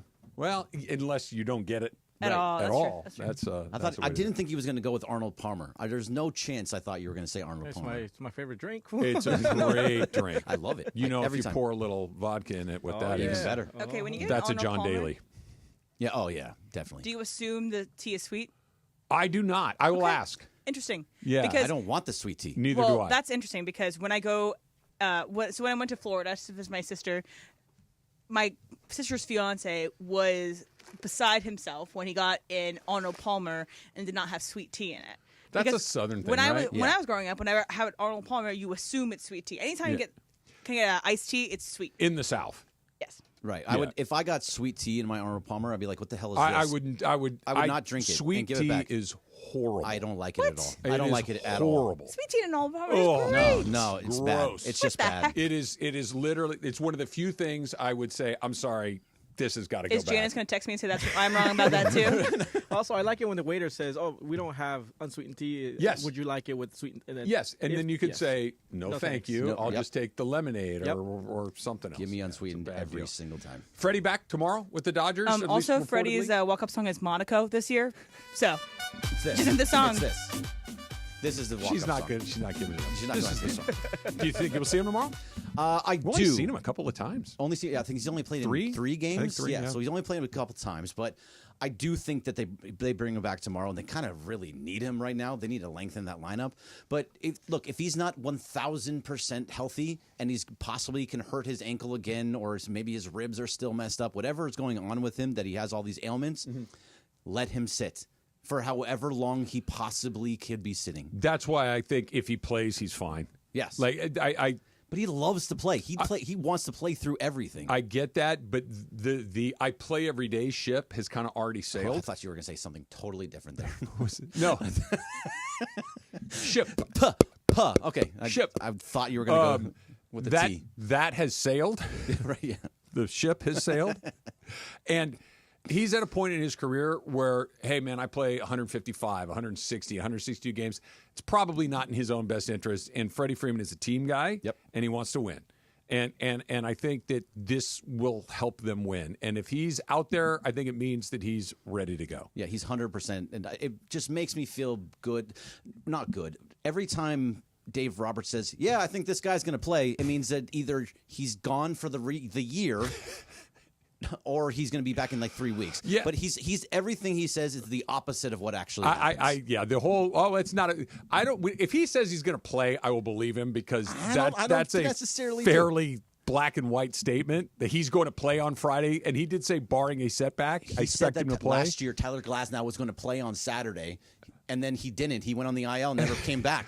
The one that scares me is it's not a big deal. He'll be back soon. That's the one that I go with. Yeah, okay. If it's not a big deal, why is he not playing? You mean Blake Snell not pitching until, not even throwing until Monday? But there's no problem there. Everything's okay. He's going to be just fine. Can I make a case? What are you talking about? Yes, that's what I'm talking about. Can I make a case that the Dodgers are the one team that when they say that, it might actually be true? Simply because I don't think Dave Roberts, Andrew Friedman, Shohei Ohtani, Freddie Freeman, Mookie Betts, right on down the line. I really don't think they care if they win 115 or 103. I think to them we're going to win the division. Yep. We're going to probably very likely be the number 1 seed. We're going to get that Game 7 at home if it gets to that point. So the idea of us winning 114 and 104 is the same. It doesn't matter. So the only thing that we need to be really hyper aware of is being as healthy as possible at the end of the line. And if that means giving Freddie an extra day, giving Snell a couple of weeks off, just because, you know what, let's just give them a couple of weeks off. They're the one team that I think could actually kind of sort of pull that off because the day-to-day winning and losing, they're so good, it's just going to happen. Yeah, I agree with that. I think it's a little bit different. There's two different things that's going on with Blake Snell, too. That Dr. Neil Elatraj is saying that he's going to be fine. So that makes me feel better. It's not just Dave saying he's going to be fine. Yes, you're right. This is a team that can sustain all of that, and they should be having these guys sit as much as possible, especially early on in the year, so that they're healthy down the line. I just don't think something doesn't seem right when you're going to full on not pitch from Tuesday to, or it's probably Monday or Sunday to the next Monday. Yeah. There's something else that's happening they're just not telling us about. Probably. I just don't think that there's ever going to be a moment where they push until maybe the middle of September. Totally And the push being like, all right, let's get to it. And, we can come back and talk about this coming up at 45 because we got Factor Cap coming up next. But I think this is one of the few real significant challenges that Dave Roberts has with the 2025 regular season. It's not manage bullpen or this lineup or this pitcher. It's let's just not fall into bad habits. We'll come into that coming up at about 45 or so. Emily can't win Factor Cap, but it is coming up next. It's Trav, it's Greg, it's 710 ESPN. If you want to win, call Joseph S. Normand. If you want to make sure that you get the most settlement after your accident, call the law office of Joseph S. Normand. This is why I called Joe after my son Bobby was in an accident. This is why I called Joe right after I was in an accident right down the road here. It's weird, man. You get confused, and it's scary, and people are coming at you fast. Insurance companies are coming at you fast. They're telling you things like, man, I don't know. Call Joe. Let him take over. Let him give you the expert advice that he has. 213-747-2000. It doesn't just have to be a car accident either. Any sort of injury that you've suffered, give Joe a call and see if you have a case. 213-747-2000. The number again, 713-747-2000. I trusted my son with Joe, so I don't know what else to tell you other than that. I trusted Joe like that. You can trust Joe too. 1-213-747-2000 and the law office of Joseph S. Normand. ESPN LA is hitting the road. Tune in Monday, April 14th to Sedano and Cap as we broadcast live from SeaWorld San Diego. We'll explore the nation's largest standalone jellyfish exhibit, the all-new Jewels of the Sea, featuring awe-inspiring jellyfish, and set sail on a flavor adventure at the Seven Seas Food Festival. Don't miss the action, the fun, and maybe even a few surprises. Monday, April 14th. 3 to 6 p.m. Live from SeaWorld San Diego. SeaWorld San Diego. Open your world to something amazing. Cap here. Here's the scenario. Your home is flooded and the damage is severe. Now it feels like your insurance company is turning on you. They won't approve a replacement living arrangement and the adjuster leaves you in the lurch. Take a breath and call Avner Gatt. With years of experience and a passion for helping people, if you've got water damage at home, call Avner Gatt today. 818-917-5256 or avnergatt.com. That's 818-917-5256. Avner Gatt. Your claim, our game. Wildfires don't just destroy homes, they turn lives upside down. When the Eaton fire swept through, families were left scared and overwhelmed and unsure where to turn. You're about to hear something from someone who lived through it, one of Jacob's clients, one fighting for justice against Southern California Edison. When I got the call, there was a fast-moving fire. I was like, no, this is not happening. And I tried to get out the car to get into the house. When I came out, flipped down the stairs, and I sat outside till almost 4 in the morning. I drove to the market, and I slept in my car. And when I went back, it looked like someone had dropped a nuclear bomb out today. I couldn't recognize the streets. If the Eaton fire left you and your family with nothing, Jacob Imrani is ready to fight for you. He's already filed lawsuits against Southern California Edison for their responsibility for the fire, and his team is helping families recover every dollar they deserve. Call 844-24-JACOB or visit calljacob.com. Together, we are LA Strong. Call Jacob.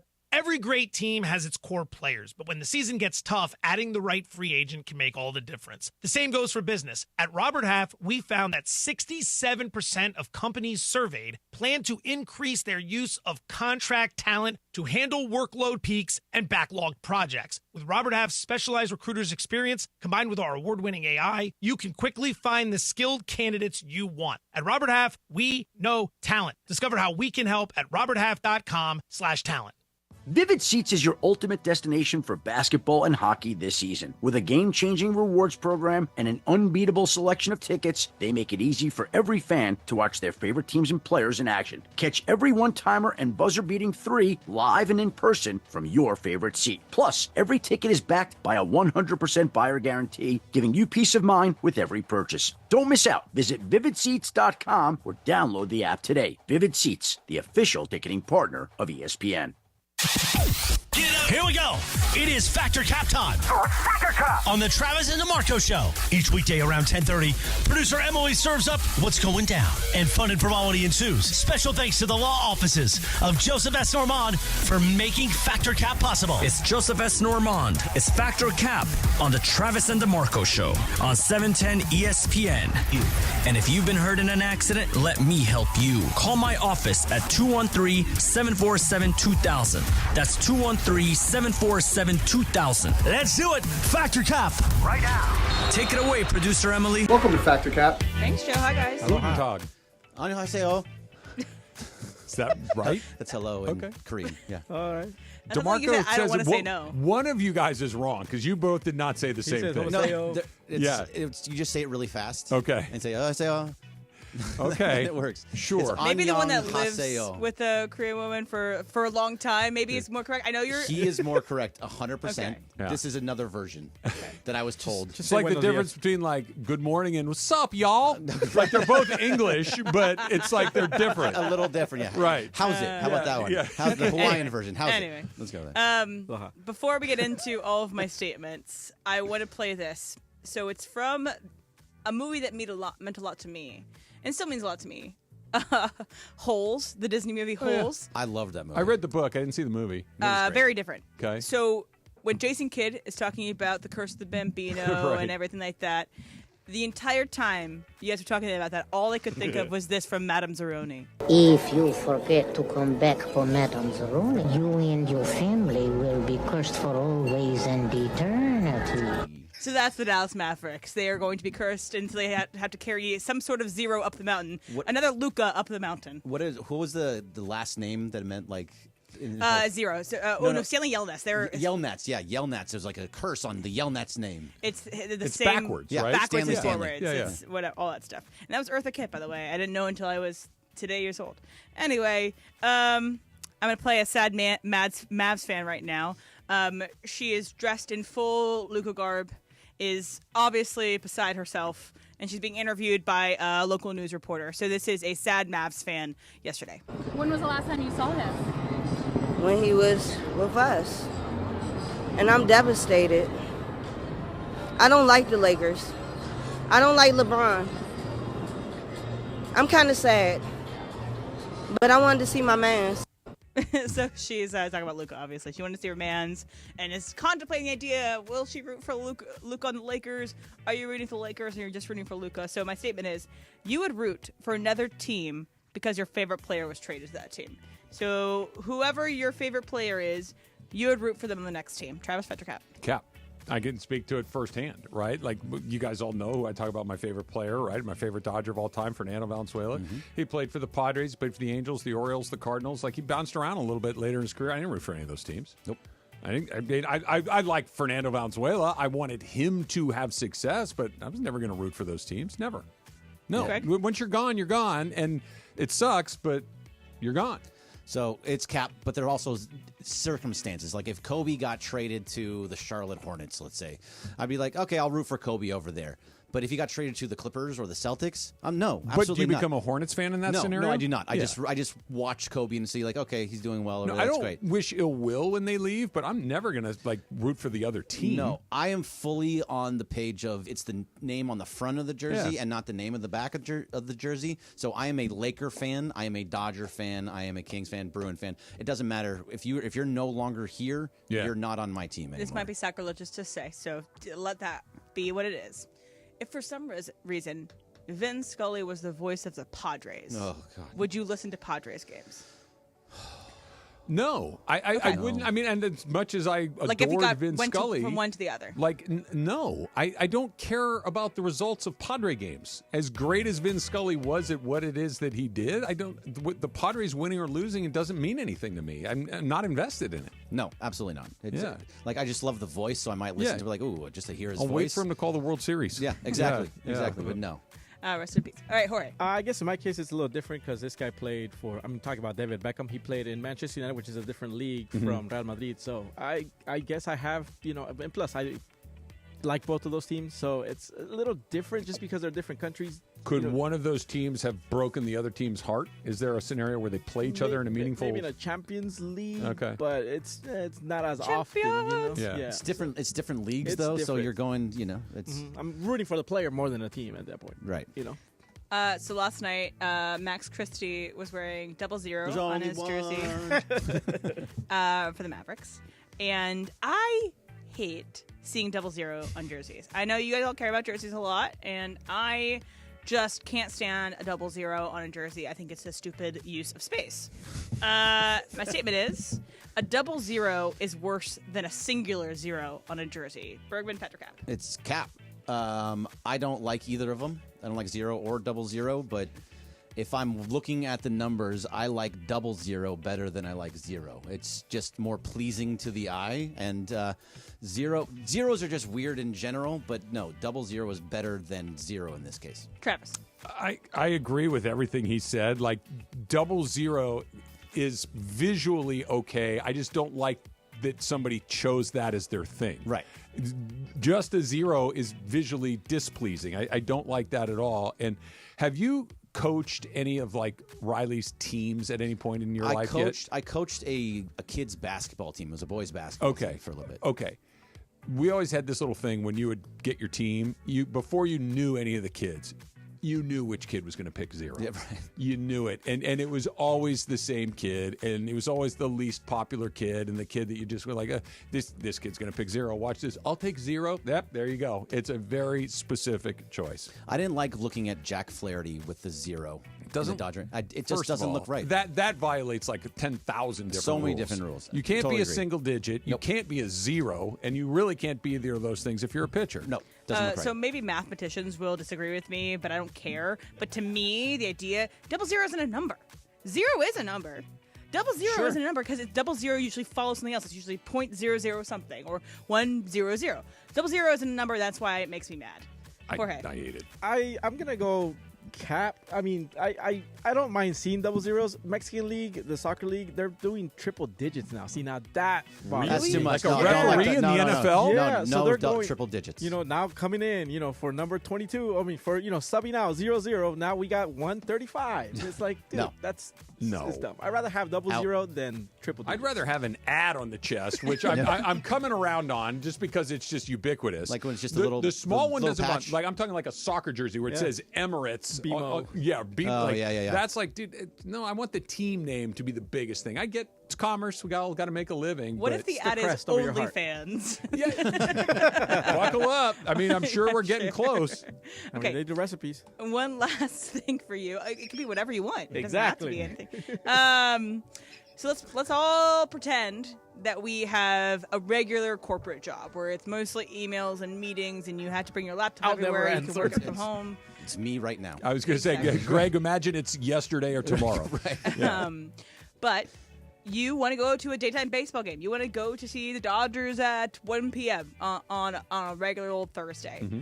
You would bring your laptop to a baseball game. You would work from home, quote unquote, at a baseball game. You would bring it out. Jorge, Patrick Cap. Cap, because if you know you're gonna go to this baseball game, you're gonna plan for this. So you'll plan to take the day off. But what and if you so don't want to doesn't use bother PTO or you don't want to have a sick day? you? I guess, and it just depends on the situation. Like if somebody's coming out of town, am I gonna take them to the game? It just depends. But I would take the day off. I wouldn't bring my laptop. No way. What Travis. is my role in this fantasy company? Am I a cog in the machine, or am I an important person? You are a middle manager that what you do day to day is No incredibly chance I'm important. taking the laptop, Cap. No chance. I'm going to take the day off. I'm going to go enjoy the game, and no how, no way. If it's my company, yeah, I'm taking the laptop. I got to make decisions. The company, but if I'm just a guy that's working there, no way. Berg? There's zero chance, so it's capped, zero chance in hell that I'm taking a laptop to a baseball game, no matter what I am. CEO, middle of wheel, lowest, janitor. I don't care what I am. I'm not taking a laptop. And also, if it's your CEO, you got it all right here. Your laptop is in your phone.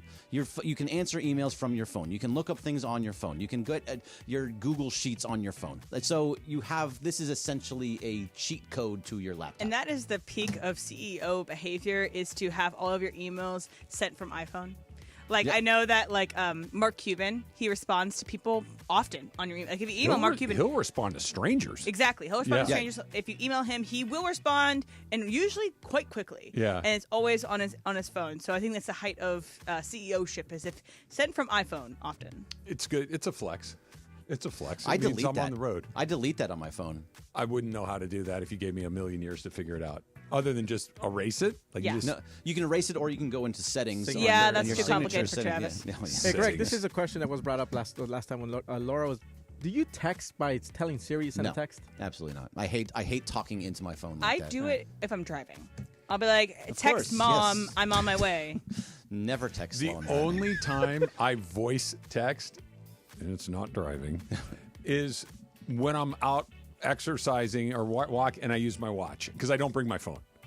And if I'll get something from Susan or my mom or my dad... You don't have to be near your phone for your watch, or No. you bought the plan? I bought the plan. Oh, okay. So something comes in from my mom, and I will, hey, text Mom. I'm just going to do it. I got to be quiet. And tell her I'll call her back in an hour. She's going to get. Yeah, I know. She's going to get a text right Travis now. telling me? Yeah, but that's the only. And by the way, it gets it wrong 94% of the time. How is Kevin? She's great. Thank Good. you for asking. Yeah. She's great. See, I don't think DeMarco knows that. We're gonna have to spring that on him one of these. He doesn't days. know that? I don't think so. I love it, by the way. It's pretty great. Yeah. I like it too. Factor Cap is brought to you by the law office of Joseph S. Normand. You've got a lot of choices in your legal team, but with Joe, family always comes first, and that is a fact. 213-747-2000.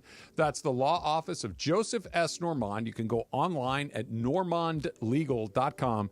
That number again, 213-747-2000. Bad habits coming to the Dodgers. That's next. Greg, it's Travis. It's 710 ESPN. Sedano and Cap. Today at 3 p.m. after Mason and Ireland. Because it's always, Cap, you go so long, you take so long. And sometimes Lindsay and I look at each other and look at our, is George right? Now you're throwing Lindsay under the bus. She's not even here. She's not even here. Oh, no, Cap. I'm throwing her under the bus for sure. Do I got to set up a story, or do I have to just ask a question? Because if I just have a question, I'm asking the There question. was a question last week you asked to Dave McMiniman. It was 14 minutes until you... Oh, shut up. No, it was. No, it was 14 minutes. That was- I recorded it. 14 minutes. Okay, let me You hear know, it. 14. No, never a chance 14 minutes. Okay, you know what? You're right. I'm sorry. Because he wasn't even on for 13 minutes and 39 seconds. My bad. Okay. It's not my fault your questions to Pash were not questions. They weren't questions. It was a back and forth. And Greg made this point. At the end, you'd be like, did you know that, Dave? Because that's a question. Now at the George end. throwing Greg under the bus. Wow. No, we did not throw Greg under the bus because it started with All me and under the Greg were bus. talking about it. The LA Afternoon Takeover. That's Sedano and Cap. On 710 ESPN. When pain keeps you from doing what you love, Hoag Orthopedic Institute gets you back to you.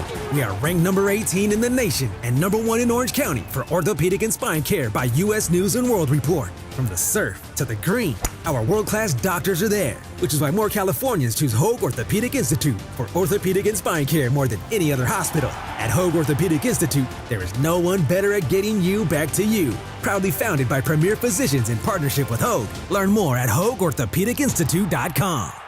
Big on protein, rich on flavor. The new $10 Islands Restaurant's protein bowls are here for a limited time. Packed with over 40 grams of protein and stacked with fresh ingredients for the flavors you love. Just in a bowl. Find your protein paradise at islandsrestaurants.com. ESPN LA is hitting the road. Tune in Monday, April 14th to Sedano and Cap as we broadcast live from SeaWorld San Diego. We'll explore the nation's largest standalone jellyfish exhibit, the all-new Jewels of the Sea, featuring awe-inspiring jellyfish, and set sail on a flavor adventure at the Seven Seas Food Festival. Don't miss the action, the fun, and maybe even a few surprises. Monday, April 14th. 3 to 6 p.m. Live from SeaWorld San Diego. SeaWorld San Diego. Open your world to something amazing.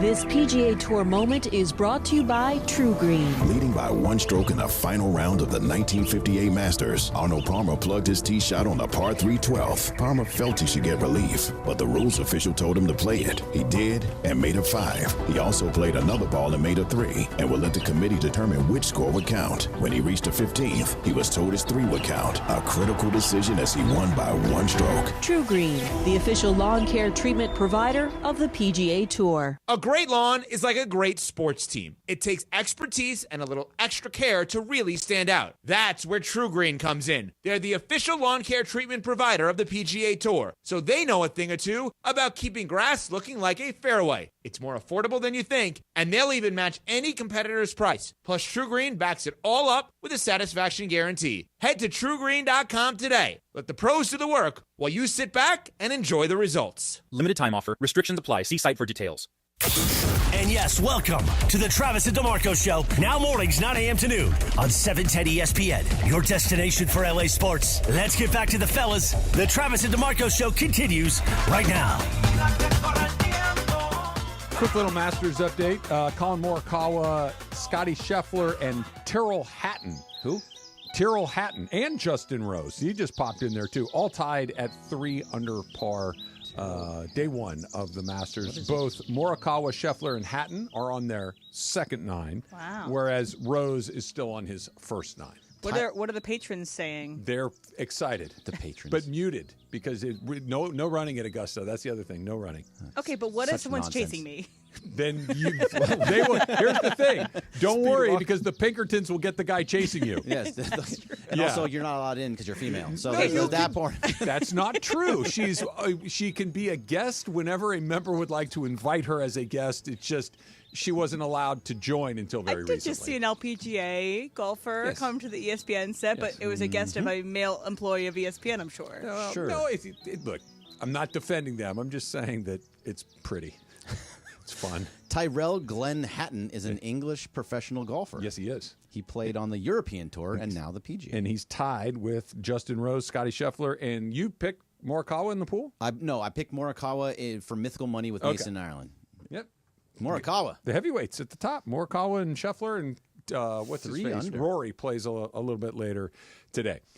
Tune in to Sedano and Cap on Monday, April 14th, as we broadcast live from SeaWorld San Diego. Follow our socials and tune in on Monday for a chance to win a family 4-pack and a night at the family-friendly Paradise Point Resort and Spa, just minutes from the park. That is SeaWorld San Diego. Open your world to something amazing. That's going to be really fun. I'm going to be there with Are you gonna Cappy go? that day. Yeah, so it's going to be Cappy, myself, Morales, Lindsay Baseball, and Okay. we're going to be broadcasting live from SeaWorld. That's going to be a lot of fun. So what's happening, what you're talking about, on Sunday, we're going to do a bunch of social. We're going to go hang out with penguins and orcas and like different, the jellyfish, and do different social media things. Mm-hmm. Look at our social, because there's going to be a trivia question in the show on Sedano and Cap where you can Ooh. win that night stay and a whole bunch of other cool stuff. Very cool. Will it be Angels Trivia? Angels Trivia coming up at 10 a.m. Yeah. Troy Gloss. I loved doing that, by the way. That was super fun. By the way, whenever They're good? Sure. No. They're off to a good start? Yes. Okay. I was gonna say, whenever we bring up the SeaWorld read, I always think about the scene in The Office where Kevin is trying to use less words, and so he goes, "Oh, they're all like, okay, so what are you gonna use all your time that you're saving from using less words?" You're just like, SeaWorld, and he goes, "Do you mean go to SeaWorld or see the world?" SeaWorld. That shows. When you hear that music, it's time for Angels Trivia. So good. All right. Dodgers, they win yesterday, thankfully. Don't want to get swept by the Nats, I guess. They did need it. They haven't been playing particularly well. The players were talking about it. Dave was talking about it. But I did think there was something interesting that Dave said prior to the game yesterday. So this was before they had beaten Washington in the finale yesterday. And he said that the day before he saw a lot of non-team at-bats, that we struck out 15 times, and this lineup should never strike out 15 times. I agree with him. He's right about that. And I think what he's getting at, and the Dodgers defense, after a pretty good start to the season, has been abysmal. They nearly tricked it off yesterday because of some bad defense. Yep. This is his challenge, right, Greg? Like to make sure, and I get it, like Mookie and Shohei and Freddie and these guys, they're pros, and they're not going to do it intentionally, but they're also human beings. And the Dodgers are so talented. They have so many good players that they really could just show up and win 95 or 100 games. They have that many good players.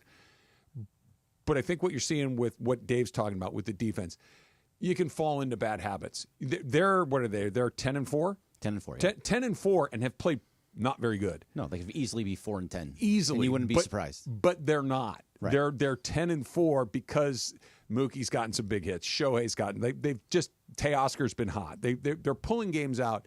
Is this not the challenge for Roberts this season? Is to do what he did yesterday? Look, I don't like the at bats I'm seeing. I don't like the way we're playing defense. That this is not the way we're going to go about it because they're going to win games no matter how sloppy they might be. Yeah, they're going to win a ton of games, 100 games, whatever it happens to be. But yes, would possibly be the challenge. I mean, they won the World Series last year where they were so tight this entire time, right? Yeah, they were because like, oh, we have to win this one. This is a big one. We have to win it. And then you relax a little bit, and you relax and you calm down. And you say, okay, we got that one. Mm-hmm. We're better than everybody. We have all of this pitching in the world, and we have the best of absolutely everything. You kind of relax a little bit, and they know. And as you've seen in these 10 wins, I think 9 of them might be come from behind wins in that situation. So they know that they have the firepower to do it at any single possible time. So you just kind of like, all right, we'll be fine no matter what. Yeah, that's the part, right? They've fallen behind in virtually every game they've played. Pretty much. And that's not again, because they're so talented, they're still finding a way to win. But when you play the Phillies, when the Braves find their way out of their funk, when you the Padres, when you're playing good teams, if you keep spotting teams 3-4 run leads, you're going to lose. Yep, you're going to lose games. And so on the Blue Review this morning, which you can hear every day from 8:30 to 8:55, right before your show on the ESPN YouTube channel, we were talking. BC is somebody that goes into the YouTube chat, and he just spouts out numbers. Yeah, Brian Cohen. I think that maybe it is him. But he just spouts out numbers. I don't think he knows what they actually mean, but he just spouts out numbers, and it's pretty funny. But one of the things that he put in there was that this team has not had 10 hits in a game yet, which is kind of surprising, right? Well, they had their first kind of dodgery inning in a long time in the first inning yesterday where Shohei gets a hit, Mookie gets a walk, and then all of a sudden all hell breaks loose. They score 4 runs in the first inning. Right, but they haven't hit 10 hits just yet this all year, and that just shows you that there's some interesting things that are happening. I mean, there are guys that are just scuffling. You know, like it's weird with Kike Hernandez having 4 hits, and those 4 hits are home runs. Yeah, it's weird. Which is very strange. Miguel Rojas is not hitting. Tommy Edman he's much better now, but he was kind of scuffling. He wasn't getting on base. Max Muncy has been a shell for quite some time now. Yeah, he's kind of all over the place. A lot of Andy Pajes was screwing up a ton, wasn't getting on base. A lot of the team, besides the guys at the top, were just not getting hits. Look, we've talked about Dave Roberts for a long time and fire Dave and all the nonsense that comes along with it. But I really do think this is an incredibly challenging thing. Look, no one will ever convince me that Dave Roberts is the one saying, we're going to bat these guys in this order, we're going to use these pitchers in this order, this guy. That is, at best, a collaboration, and at worst, this is your plan for the day, go execute it. But what he does have complete control over is tone. Yeah. And the way that it feels. Emily's phrase is, I think, the best. The soft skills of when I am displeased, you're going to know I'm displeased. I'm not going to be able to bench this guy or that guy, but I can set a standard and hold people accountable to it. I can make sure that people feel good even when they're going bad. I can make sure that people know that this isn't this isn't good, even when the result may be. And when you're winning a bunch of games and you're not playing well, it's hard to really kind of crack the whip. When it's like we're winning all these games, it's like, yeah, but you're making errors. They're walking guys at a rate that is just completely terrifying. It's insane how much they're walking. So you mentioned that they had 15 strikeouts the other night. They had 11 walks a couple nights prior to that. So these are all these little things that are coming in. They're just finding They walked 7 guys yesterday. Yeah, the walking is out of control, and I do kind of have a little theory on this. I don't know. You two tell me. It's completely a working theory. You tell me what you think. Okay. The Dodgers were really good about this when they understood the strike zone.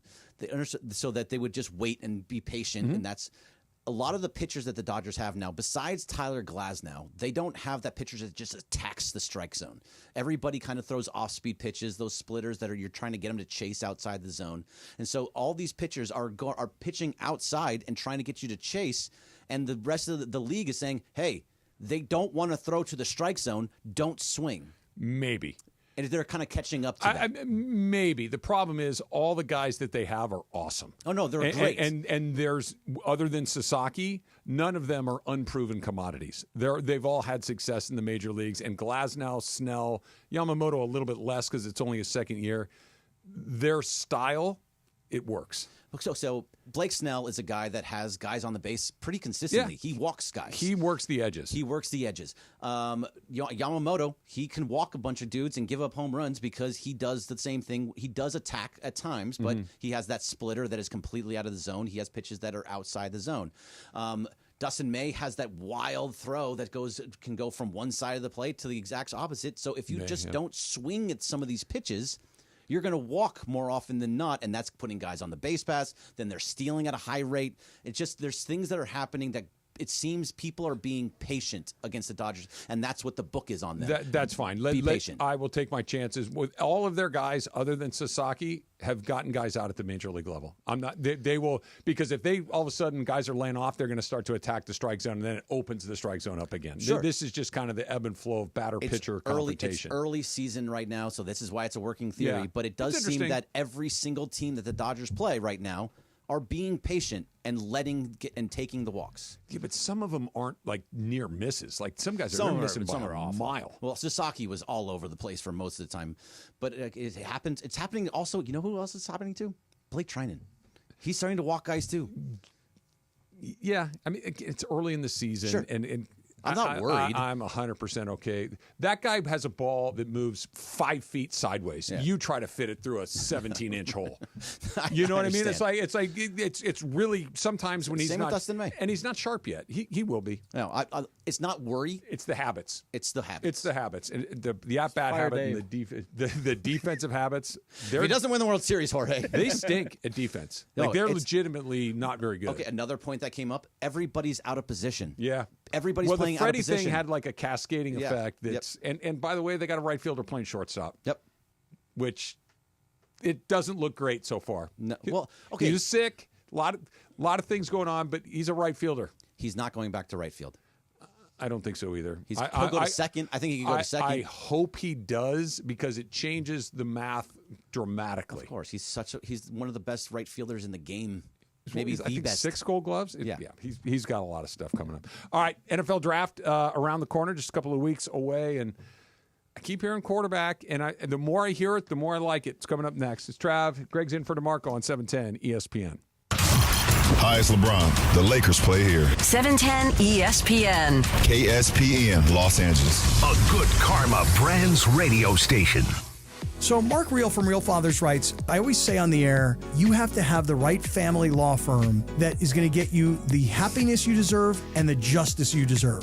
Really, the legal system is designed and set up for fathers to fail. I set out to create a firm and to create something that would help all men navigate that successfully. We have a new phone number for Real Fathers Rights. 833-ESPN-710. And RFR710.com. Yes, RFR710.com. Hey, it's Mace. Looking for some fun? Dive into Chumba Casino, your ultimate destination for free, fun-to-play social casino games. Play slots, bingo, and more whenever and wherever you want. With new games dropping every week, there's always something fresh. Lounge on the sofa or play on the go. Play now at ChumbaCasino.com. Available only to players in the U.S., excluding Delaware, Washington, Michigan, Montana, Connecticut, and Nevada, and Canada, excluding Quebec. No purchase necessary. VGW Group. Void where prohibited by law. 21 plus. Terms and conditions apply. The LPGA Tour returns to Los Angeles for the JM Eagle LA Championship, presented by Plastpro, April 17th through the 20th at El Caballero Country Club. Come watch 144 of the world's best female golfers, including standout LPGA superstar Nelly Korda and back-to-back champion Hannah Green. Tickets start at just $25. First responders, military, kids under 18, and those affected by the Eaton and Palisades fires get in free. Get your tickets today at jmeagleLAchampionship.com. All right, listen up. Whether you're out for a walk, hitting the gym, or just tackling your day, in this LA heat, chafing is no joke. Take my word for it. That's why you need Highlands Chafing Relief. This stuff is a game changer. Goes on like a cream, dries like a powder, and stays put even through sweat and water. No greasy mess, just all-day protection. If you've already got some chafing, Highlands soothes it fast with aloe, shea butter, and tea tree oil. Don't let chafing slow you down. Grab Highlands Chafing Relief at Walmart or Target right now. This is the Travis and DeMarco Show. Now weekdays 9 a.m. to noon on LA's mega sports station. 710 ESPN. Emily, I want to give you another win. You ready? Another win. Ooh. Another win for M. Lap. I finished season 1 of White Lotus. Look at you. Yeah, I really liked it. Only 4 years later. Hey, I'm just telling you. Hey, Look, see, it this is doesn't matter. now I'm going to have to take it back. No. Okay, so what? Yeah, so what did you think? I liked it. Okay. It's not the best show I've ever seen in my life, but I will watch season 2, which I guess is the best endorsement. She's been telling me for a long time. I was slow to the party. Susan watched it. She's like, I think you would like it. I'm like, you're the 14th person to tell me that you think I would like this. And I did, and I pounded out the season. Do you enjoy a slow burn? Yes. Then you're going to love this. Yeah. It's like a slow burn with a murder mystery kind of Yep. at the Yep. center. Every season kind of starts the same way, where it's you are at the fancy resort, you see a body bag, you see a body, and then you're like, who's that? Who's in the bag? Who's the body? Yeah. I But it's didn't like- love the little ending. I'm not a You're not- gross out guy. It was 4 years ago. No. I'm just saying I literally can't say what it was. I could No, but the use ending? biological he terms. pooped. I in didn't the like other the guy's man stuff. pooping in the guy's suitcase. No. And it's like you can imply. I mean, it's funny. You can imply that without showing me. Well, then that doesn't. That's the factor of it all. You want that though. No, that's what I'm telling you. I don't want. It's okay. I don't have a That's problem with exactly that. what I do not want. But Well, the best just was wait for heavy season 3. petting. Yeah. There's gonna be something in season 3 that you're like, oh boy, we don't need that. Yeah.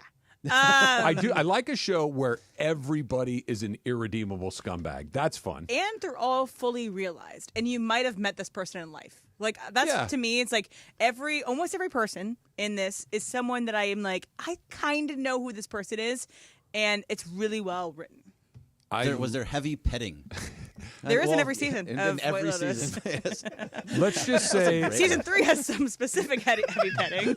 Yeah, that we don't want to talk about. Visually, I'm a huge fan. Oh yeah, no, the visuals in all 3 seasons No, are great. Greg. Season 1 hits with a bullet all of his It ladies. is like I know what he's talking the about. center and I think, of the 100%. bullseye is obliterated 3 times. Well, season 2, I believe there's a lot of that So too. season 1 for him, it's Connie Britton, Britton, Alex Daddario, and Sydney Sweeney. Sweeney. Yeah. That's a murderer's Season row. 2 has a lot of beautiful Season women 2, too. you don't know who this is. Probably Megan Fahey. I think you'd like her. Yeah, let's just look it up. And then it's Aubrey Plaza. Yeah, Aubrey Plaza is great. And then How do you spell but that- Fahey? I don't know. Just Fahey. do White yes. Lotus Megan, and then she'll probably pop up. But that's the only 2 like young women. Oh no, the 2 prostitutes. Italian girls. Yeah. Yes. Well, sex workers, maybe you want to say, Sure, but that's all. They all mean the same thing. What's the difference? Dictionary term. Yeah. but yes. So you have some in there for Yes, you. I like Megan Fahey. Exactly. in a You're gonna enjoy season 2 for that. Yeah, I like her. She's in a new movie that's coming out this weekend called Drop, where the premise of the movie is a woman's getting airdropped menacing things to her phone, and she's to figure out who is I saw dropping her. a trailer for that or something. That Yeah. doesn't look terrible. That looks interesting. All right, so draft in a couple of weeks. I think it's actually 2 weeks from today, right? It's the 24th. That would be 2 weeks from today. Yep. See, and I don't know if I've looked at a mock draft that didn't have the Rams picking Jackson Dart. I know there are some out there, but the vast majority of them are like, hey, don't be surprised if the Rams make a move to acquire Jackson, maybe move up to get Jackson Dart. Maybe they think he'll fall a little bit more. They can move back, maybe grab him. But if he winds up here, don't be surprised. And basically what the idea is they're going to do what the Packers did with Jordan Love and Aaron Rodgers. I guess the question is, does Matthew Stafford react the way that Aaron Rodgers does? But I get give Matthew Stafford everything he needs to be successful today, this season, right now. Take one more, your best shot at this. But if you got a quarterback, look, if you could snap your fingers and you knew you had the next Jordan Love, you'd be pretty happy with that. I'm keep leaning more towards that. Like, let's try to do both at the same time. See, to me, I think it's the best thing that the Rams can do. But you have to have a quarterback ready. You have to get quarterback right. This is a league that you have to have the right guy under center. So if he can learn Jackson Dart, and by the way, Jackson Dart just 2-3 months ago was like a 4th or 5th round pick, and now he's being moved up. He's climbed the draft boards, quarterbacks, man, all the way up to into the first round to the Rams. That's a huge leap to where he was. So that means that he's impressing people. He's moving up those boards. So if that's the guy that you are, I'm going to interrupt you real quick. Yeah. Do you buy that that's true, or is that the guys that write mock drafts have to create the new thing? Like, I'm not saying. I find it very hard to believe that a NFL general manager thought Jackson Dart, to use him as an example, was a 4th round pick a month ago, and right now they have like that. If that's what he did, then he's bad at his job. He had to have known that he's one or the other, and we're playing a little poker to try to get. Sure. Leverage. However, because no games have been played between now and then, and that's where you actually realize what a player is. Yeah. Right. No, totally. It's also the games in college. It doesn't really translate completely to what's going to happen in the NFL. So it's how you react in certain situations on pro days and things like that. Whatever, it doesn't matter. But I remember being as a Raider fan, I was like, draft Jackson Dart in the 3rd round. Like, just make that happen. Mm-hmm. Get him into your system. So if the Rams can actually do that, that's the best thing that you can do for this team. But they have enough. I think so too, but they also could get better, right? And if they could get him in the 3rd round, it's a no-brainer. But basically what you're saying, and I love the way that DeMarco said this yesterday. If you take Dart, let's just say the Rams stay at 26, and they take Dart at 26, they don't pick another player again until 90. Sure. So that means that the player that you have at 26 is not going to help you in 2025. Nope. Right? He's just, you better hope not. You hope that Stafford is healthy and ready to go. The only player that I'm going to get next is at 90. And is that a starter? Probably not. Maybe. I mean, look what they've done in the previous drafts. I get it, but to count on finding starting caliber players beyond the 1st or 2nd round is a big ask. And if I'm Matthew Stafford, I'm like, I could use a new Tyler Higbee's getting up there. I could use a new tight end. I could use a little depth at the offensive line. If one of these guys go down, what are we going to do now? Because if my O-line's bad, I got no shot. They could get help at cornerback, so the defense is a little better. Things that will help me week 1 in the 2025 season. Jackson Dart does me no good. We just went through an entire offseason where you didn't know what was happening with Matthew Stafford. Yeah. Was he going to be traded? Was he going to go somewhere else? Was he just going to retire? You go back and forth and back and forth. You don't know where Matthew Stafford is going to be next year in the offseason. So if you can have somebody that you believe is that guy at 26, you take that guy to have him be ready for 27, because that's a big year. By the way, Super Bowl in L.A., at SoFi Stadium in 27. So if you want to be in that situation, you are the home of the NFL in 26. I think that's what I would like to see them do, what you're describing. But if they don't, I'm not going to be you've missed a huge opportunity. No, I don't think there's anything in this draft that you're going to say that in general. If you missed on a cornerback, are you going to be upset? I'm not even saying miss. Like, let's say Josh Connerly is the other name that you hear a lot. He's an offensive lineman from Oregon, right? Okay. You take him, and he's a depth piece on O-line. Okay. But you take a cornerback, you take a safety, you take another wide receiver to go alongside. Eventually, the lack of a quarterback solution on your roster becomes a problem. Right. Like, if they couldn't come to terms with Matthew Stafford, they didn't trade him because he wouldn't go here or they wouldn't send him there. He also hasn't technically signed yet, as far as I've seen. I haven't seen anyone. But I trust McVay and Snead in those situations. And Jimmy G is not the answer, by the way. Jimmy G can be the answer today or tomorrow, but not for a season. Not a whole season. No, absolutely he not. can get you through. Matthew Stafford twists his ankle. We got to play a month with Jimmy G. Huh? I don't love it, but okay. You're losing those games. No, you're not. Yes, you are. If it's for a month or 2 months, no, you're losing. Hey, Greg, with you got Raider Jimmy PTSD, dude. Yeah, and a better coach and 49er PTSD. 49er PTSD. He went to the Super Bowl. No, he from the defense. He couldn't throw the ball down the field. Come on, stop. This is Raider trauma coming out in an unhealthy way. Jimmy G is not a good quarterback in any sense of the word. Name a better backup quarterback in the NFL. Great. That's what I'm saying. But that's fine. the point. I'm not saying you play the future, but if you got to play a month with this guy, Sean McVay and a month to perfect. Yeah, that's the whole point. Yeah. That's not lose every game. 2-2. They can go 2-2 with Matthew Stafford. Wolford's probably won some games. Wolford did win games. They started a season with that guy as He their was quarterback. really good at running. Yeah, he was. That was a mistake. They figured that one out pretty quickly. All right, another Cosm ticket Thursday.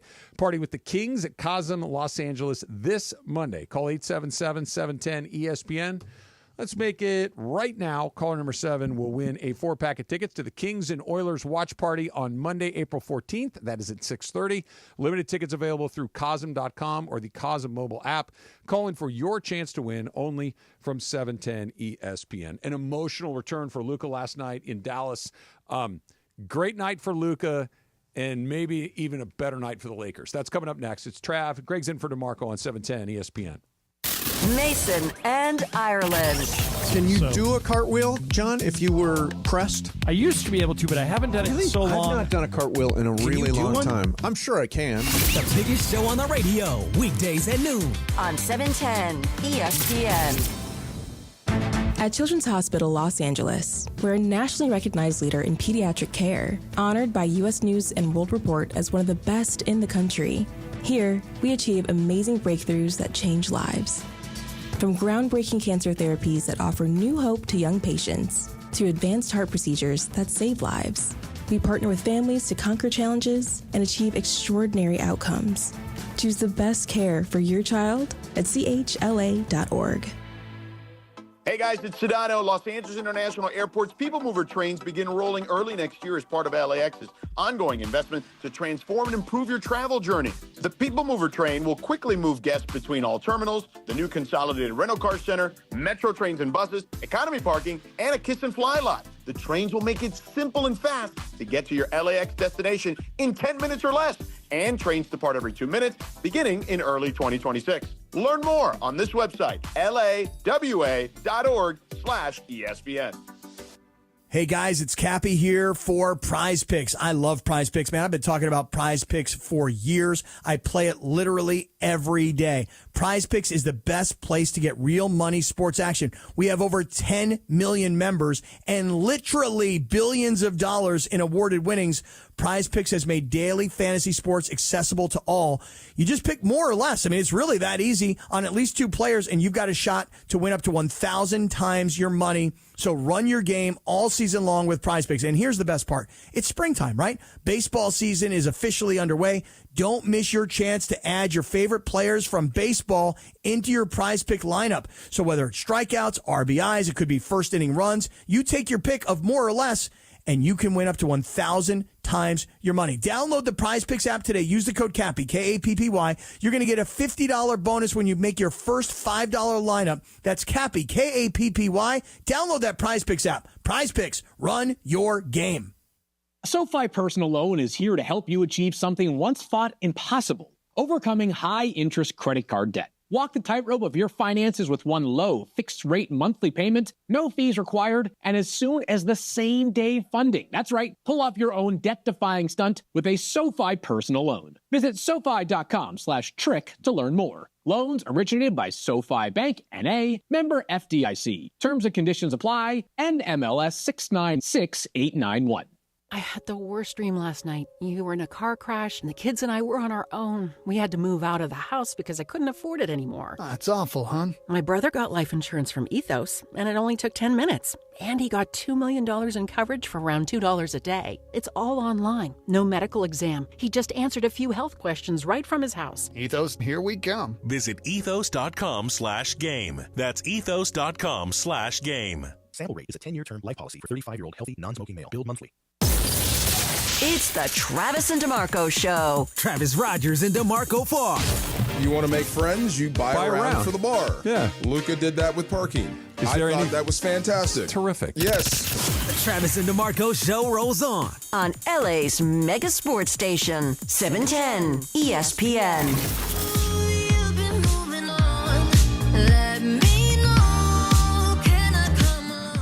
Without naming names, I got a question. Hair replacements, dye, things like this. I would like to have hair, but I can't do either of those things because being the guy that made the decision to do those things isn't me. I want to be able to do it, but I can't because people would see it. So I don't know what to. I'm stuck in this weird world. You're too far gone. It has to be incremental. It has to be like barely-ish noticeable. Like you have to do it at the earliest part. Like if you want to commit to being a man with full head of hair for your entire life, you have to start it when like the first signs happen, or else people are gonna be like, "Your hair looks weird." But let's just say I went to Turkey's where they do the really good ones, right? Well, cheap ones. Okay, so I go do that, and then I come back and I move to a different city that no one has ever seen me or anything before. I would no. Okay. That's the part that I can't. Like So- I don't care if anybody. If you can, I'm jealous that you can. I can't. So you don't like any enhancements to yourself that is not just like putting on a different set of clothes or losing weight. You don't like Botox. You don't like those things feel dicey to me. Okay. To me. Yeah, I think if you try to do it, you'd look weird. I would look super weird. But if you've never seen me before and I just showed up with jet black hair and a hairline down to my eyebrows, you guys wouldn't know any different. Well, if you go jet black hair, I think that would be a little bit weird. Yeah, it's just starting to leak in the sides like Rudy Giuliani. But like, yeah, no, you can kind of like. I mean, I've been on like transplant TikTok, and I've been getting all these videos of guys getting their toupees, and it's like young men getting their toupees, but like their hair is so far gone. Can't do it. But mostly you can't tell until they take off their hat, and so they almost always wear a hat around. I can't do it. I want to, but I can't do it. Could you blessed, do it? No, I'm blessed with No, beautiful you have hair. Beautiful hair. Let's say tomorrow you wake up and your pillow is covered with hair. I would just let it go. I'm not vain with it. Like That's having what I mean. I I want actually to was be bald for vain, a but while. I'm afraid of being accused of being vain. Yeah. Like that trumps the vanity. No, you got the nice salt and pepper going, or maybe just gray at this point. It's a little salt heavy. Would you ever get the the jaw enhancement surgery, like what John Mulaney got? Like if you see John Mulaney pre and did he do it? Look at his jaw. Look at his jaw now. And look at his jaw 5 years ago. You can change your lifestyle, and that feels like a healthy choice. But to alter your appearance via knife feels risky. That's weird. His chin was pointy. Yes. And now it's flat. He got it's basically like, okay, without using the term, it's like gender affirming care for guys. It's to make yourself have a more face masculinization surgery, which has to do with cheekbones, and with chin. Okay. Maybe so he has a new job. Just made him do it. Said, I want. Is you that to look this way." his significant other? Yeah. Good for him. Or he got more money, which I think he did, Lots and lives in LA now as opposed to living in New York. And you're surrounded by it. You also have a lot of money, a lot of people in your ear saying you should do this. It's probably what happened to John. John was great. Anybody that told me to do that would be somebody I very quickly distance myself from. And I get that he lives in a different universe. And he's on TV all the time. I get it. Hey, you know what you should do, Greg? You should carve up your face. Yeah. No. What? Zero chance of happening. Yeah. Thank you. Like I'll just. A lot go of guys on are with doing what it I'm though. doing. A lot of the celebrities are doing it, like Great. the facial masculinization. Great. Stuff. I'll be gray, thank you. And Yeah. bald. And I'm looking forward to it. Like gray is coming in the beard down below. We would be so lucky. I'm when you looking get forward that, to it. when you get that first, they put the little thing, the smock around you, and they clip it in the back, and they're almost always black. see the yellow, right? yeah, or and the all of a white. sudden, it looks like it's snowing inside the barber shop. That's not a great moment. No, it's not great. This Just is what don't Modelo's look. do to you. See right here. Yeah. Rejuvenate you. That's Modelo's do this to you too, buddy. Sorry. It's Modelo is not the answer. But you get the light ones. Just no, that's Coronas. Yeah. Coronas are fine too. But I'm starting to see Put a like lime in the top? after 28 you lose your, or Flip it after upside 27 or whatever, you lose your collagen, or you start losing your collagen. I can see little stuff for myself, and I'm like, but I'm so lucky to get to this age and continue to grow old. There One of you my go. uncles did it, lost it early, and he just decided I'm just gonna go with it, and he's been like that since. I think he lost it at 22. Shaved it? Yeah, he just shaved it now. Susan will let me funny, do he was that. I'd do that. He was a Sam's Club, and some guy kept following him. He was telling us the other day, he's like, yeah, so I'm at Sam's Club, and this guy's following me, and eventually, like, my girlfriend's like, hey, is everything okay, man? Like, and then it was this guy said, hey, you look like this man. Is this you? And it was a picture of Vin Diesel. I mean, people think Andy is Jason Statham. Okay, no. Andy says people say he looks like Jason Statham. Andy does not look like Jason Statham. Okay, but Jason Statham is probably also short, because Right. most actors are shorter, so maybe. What up, Tom Cruise? Tune in to Sedano and Cap Monday, April 14th as we broadcast live from SeaWorld San Diego. Follow our socials and tune in Monday for a chance to win a family 4-pack and a night at the family-friendly Paradise Point Resort and Spa, just minutes from the park. That's SeaWorld San Diego. Open your world to something amazing. Corporate Greg will be there as well. Yes, Co-host and Cappy. Greg. Cappy and Morales. Lindsay. Yep. Of course, Morales is going to be there. There's a camera there. He's going to show up. I'm leaving that one alone. Yeah. So we were talking about Luka.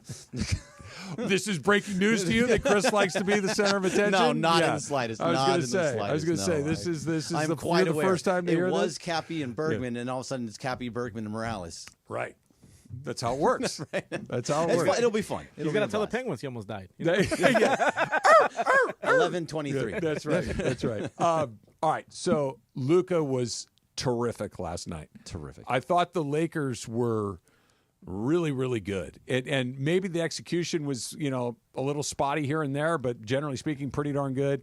Their competitiveness, their intensity, Greg, I'm super excited about what's about to start happening next week when the playoffs start, because they're playing hard and they're playing well and they're playing connected basketball. Their defense still kind of comes and goes. They turn it over a little bit more than I'd like to see, but this is about as good as I think you could hope to have them look going into a playoff series. Absolutely. They're firing on all cylinders right now. They're hitting threes at a really high rate. And the teams that they've played, beaten, and possibly almost beat Oklahoma City a second time, they're showing me that they can play with absolutely anybody. And they have a coach in J.J. Redick who game plans per game. Yeah. What he did to Nikola Jokic against Denver was masterful. Mm-hmm. What he's doing to Anthony Davis last night was masterful. We can get into Anthony Davis in a second. We'll get there. We'll get there. Jokic is a better example. Sure. Yeah. But no, what he does, he did it to Karl Anthony Towns a couple of times. Yeah. They're game planning per game, and their defense, as much as it has some issues,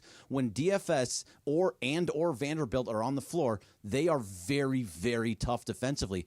It's showing me over and over again that they can play with absolutely any team in the West and the East. Yeah, there's not a matchup that feels like a no-chance matchup. No. There's some that you like more than others, but there's not a no-chance matchup. And even Oklahoma City, had we talked about this 3 weeks ago, I'd have been like, they're not beating those guys. And I've kind of done a full 360. I've gone all the way around the horn. When they first got Luka and they were hot as a pistol, right? They were really good. I thought, hey, look, they can beat anybody. And then they kind of settled back to what they were. And then they got a little, and it's like, they're not going to beat that team. Well, they just did, and they nearly beat them a second time. And it feels, last night felt like a little bit cathartic in the sense that Luka's return to Dallas needed to take place. Yep. Just kind of the closing of that chapter for him, at least for now.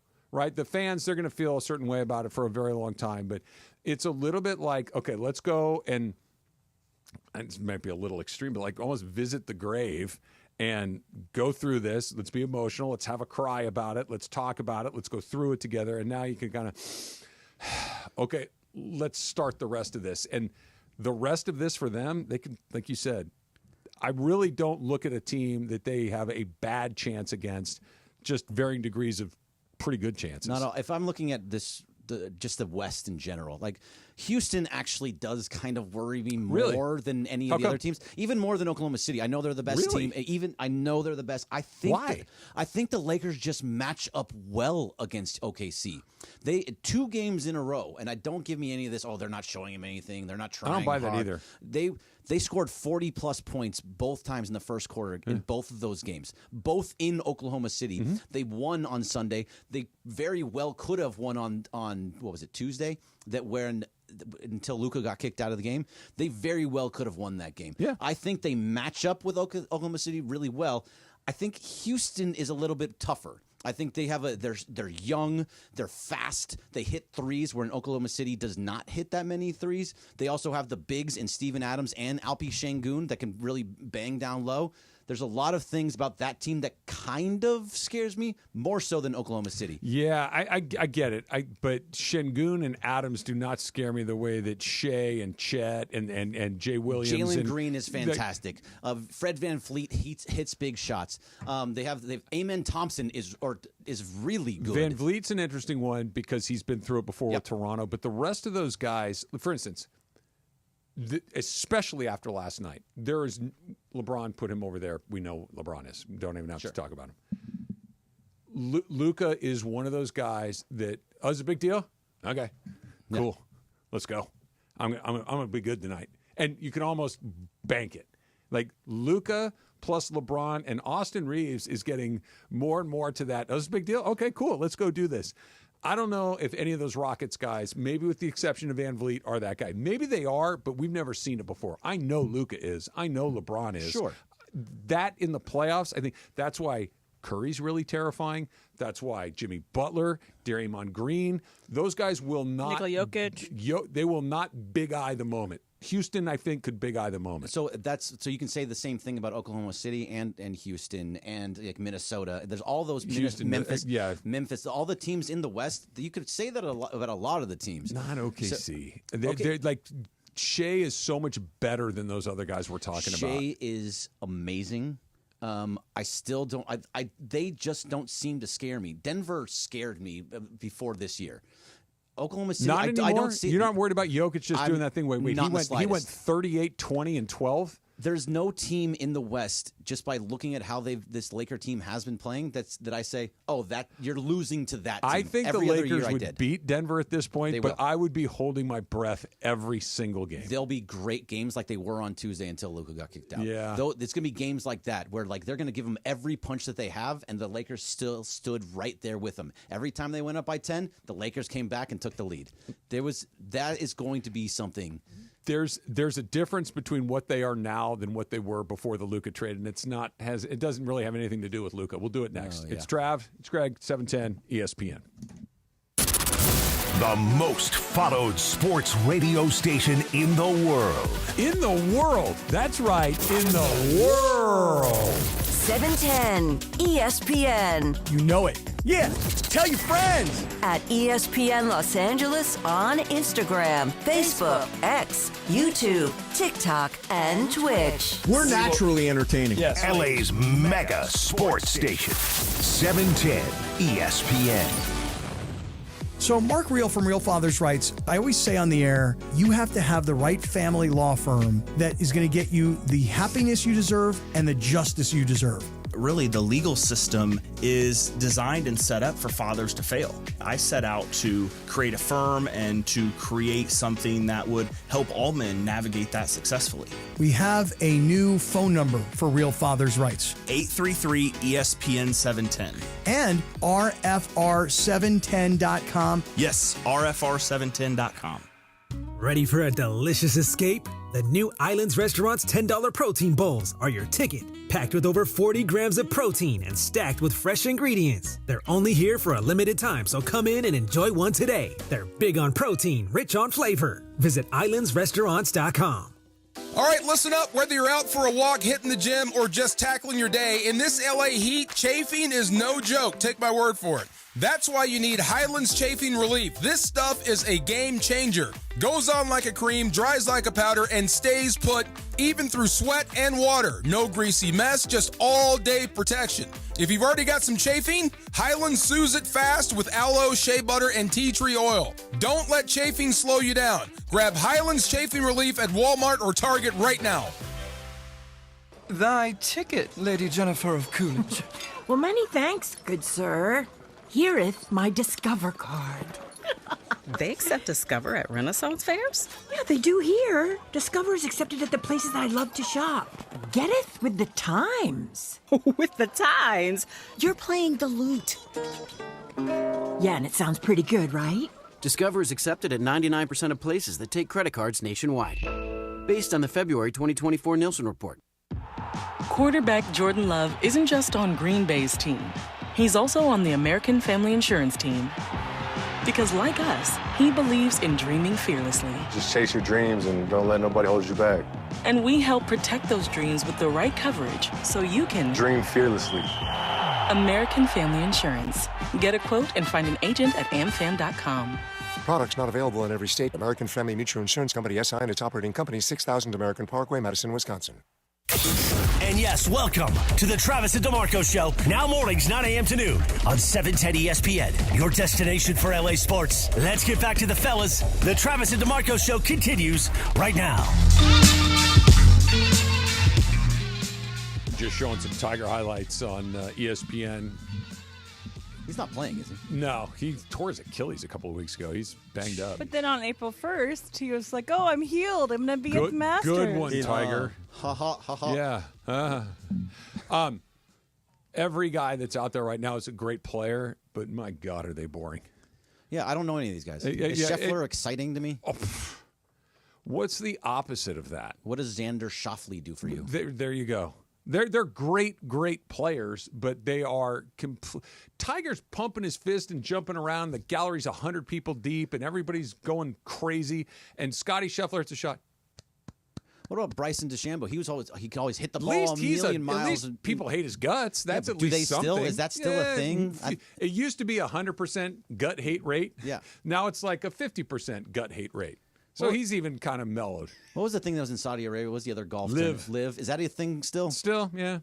Half the good players in the world are on there, and no one even watches it. What happened with this hole-in-one yesterday at the par 3 challenge? Oh, I think there was the big moment of the par 3 challenge yesterday was Rory McIlroy's 4-year-old daughter made like a 50-foot putt. No, I actually watched that. That was cool. Did Tony Finau hurt himself? That was years ago. Oh, that was years ago. Yeah, but someone told me on the community that he hurt himself yesterday. I got rid of him off my team. If it happened yesterday, that means it happened again. But the famous one was where he made an ace and he jumped in the air and landed and dislocated his ankle. Who dislocates their ankle in golf? Tony Finau. That's who. Just nonsense. Anthony Davis might be able to do it. He very well could do it. You bring this up. Yesterday, I don't know how you felt about it. I know you're not the biggest AD fan in the world. No, I think that's safe to say. Okay, right. But when I was watching him, I loved AD as a Laker. I thought he was such a mismatch that he could dominate basically anybody when he put his mind to it. But when I saw him in that Dallas jersey yesterday, really for the first time, I didn't watch any other Dallas games, I wasn't put off by it. I wasn't upset by it. Feels? There was no feels at all. I just saw him as a player on the Mavericks. Now, Max Christie and your 0-0 over there. Max Christie was engaged. That's the guy that I always wanted to keep was Max Christie. So I was a little more like, oh man, Christie's on this team. And it wasn't AD. And that was weird to me. You kind of answered the problem with AD when you're explaining that. Max Christie yesterday, you felt his presence. Whether it was good, you knew where he was. Yep. You knew that he was back blocked. slams. You drives felt to the it. basket. You didn't feel AD for a second last night. Not 1 point. And you said it. When he puts his mind to it, he can dominate anybody. Did AD dominate last night? No. Okay. He had 4-4-4 at half. That's what I'm saying. So he didn't, right? I think he had 13 total. It was a very pedestrian afternoon. So I'm just using what you said. Okay. That means he decided he didn't give a damn yesterday. Which says a lot. But my point is, I don't think that's true. I don't think that when he decides, my point is he is this. He is a guy, there was no doubt that Luka was going to go in there and slit their damn throats. Yep. There was no question about it. Luka was going to go in there and put on a show because Luka is that guy. Anthony Davis he might be good. I don't know. He should be good. But that's the point. He should be good. He might be good. It's the same thing that you never knew if the best version of him, which is probably as good as anybody, or the other version of him was going to show up. And you'd get the good one way more than the bad one, but the bad one was around enough to always have it be in the back of your mind. And last night was a perfect example. He could have made a statement of, look, I know you love that guy, but I'm here too. Yep. And it was oh yeah, AD's on this team. And that happens way too much with that guy. He just wasn't really noticed at all. There was a play in the fourth quarter where he dominated Jackson Hayes, had an up and underneath move and scored, and I think he got fouled too from Jackson Hayes. I was like, he should do that every single play. There's nobody on this team that can actually guard Anthony Davis. The rest of the quarter, and which happened a lot here in LA, in those fourth quarters just disappeared. Yep. He started taking 20-footers and started taking 3-pointers.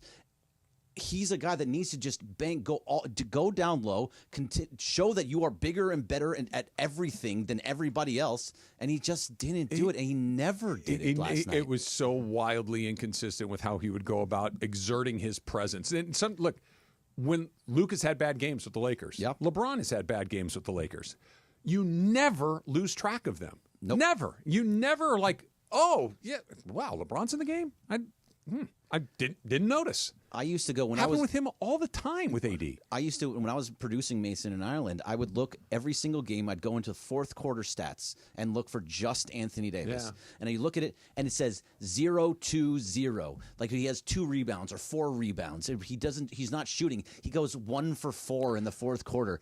He needs to go something like 8 of 10 in the fourth quarter to take those shots, and he just didn't. And I'll do it all down low, too.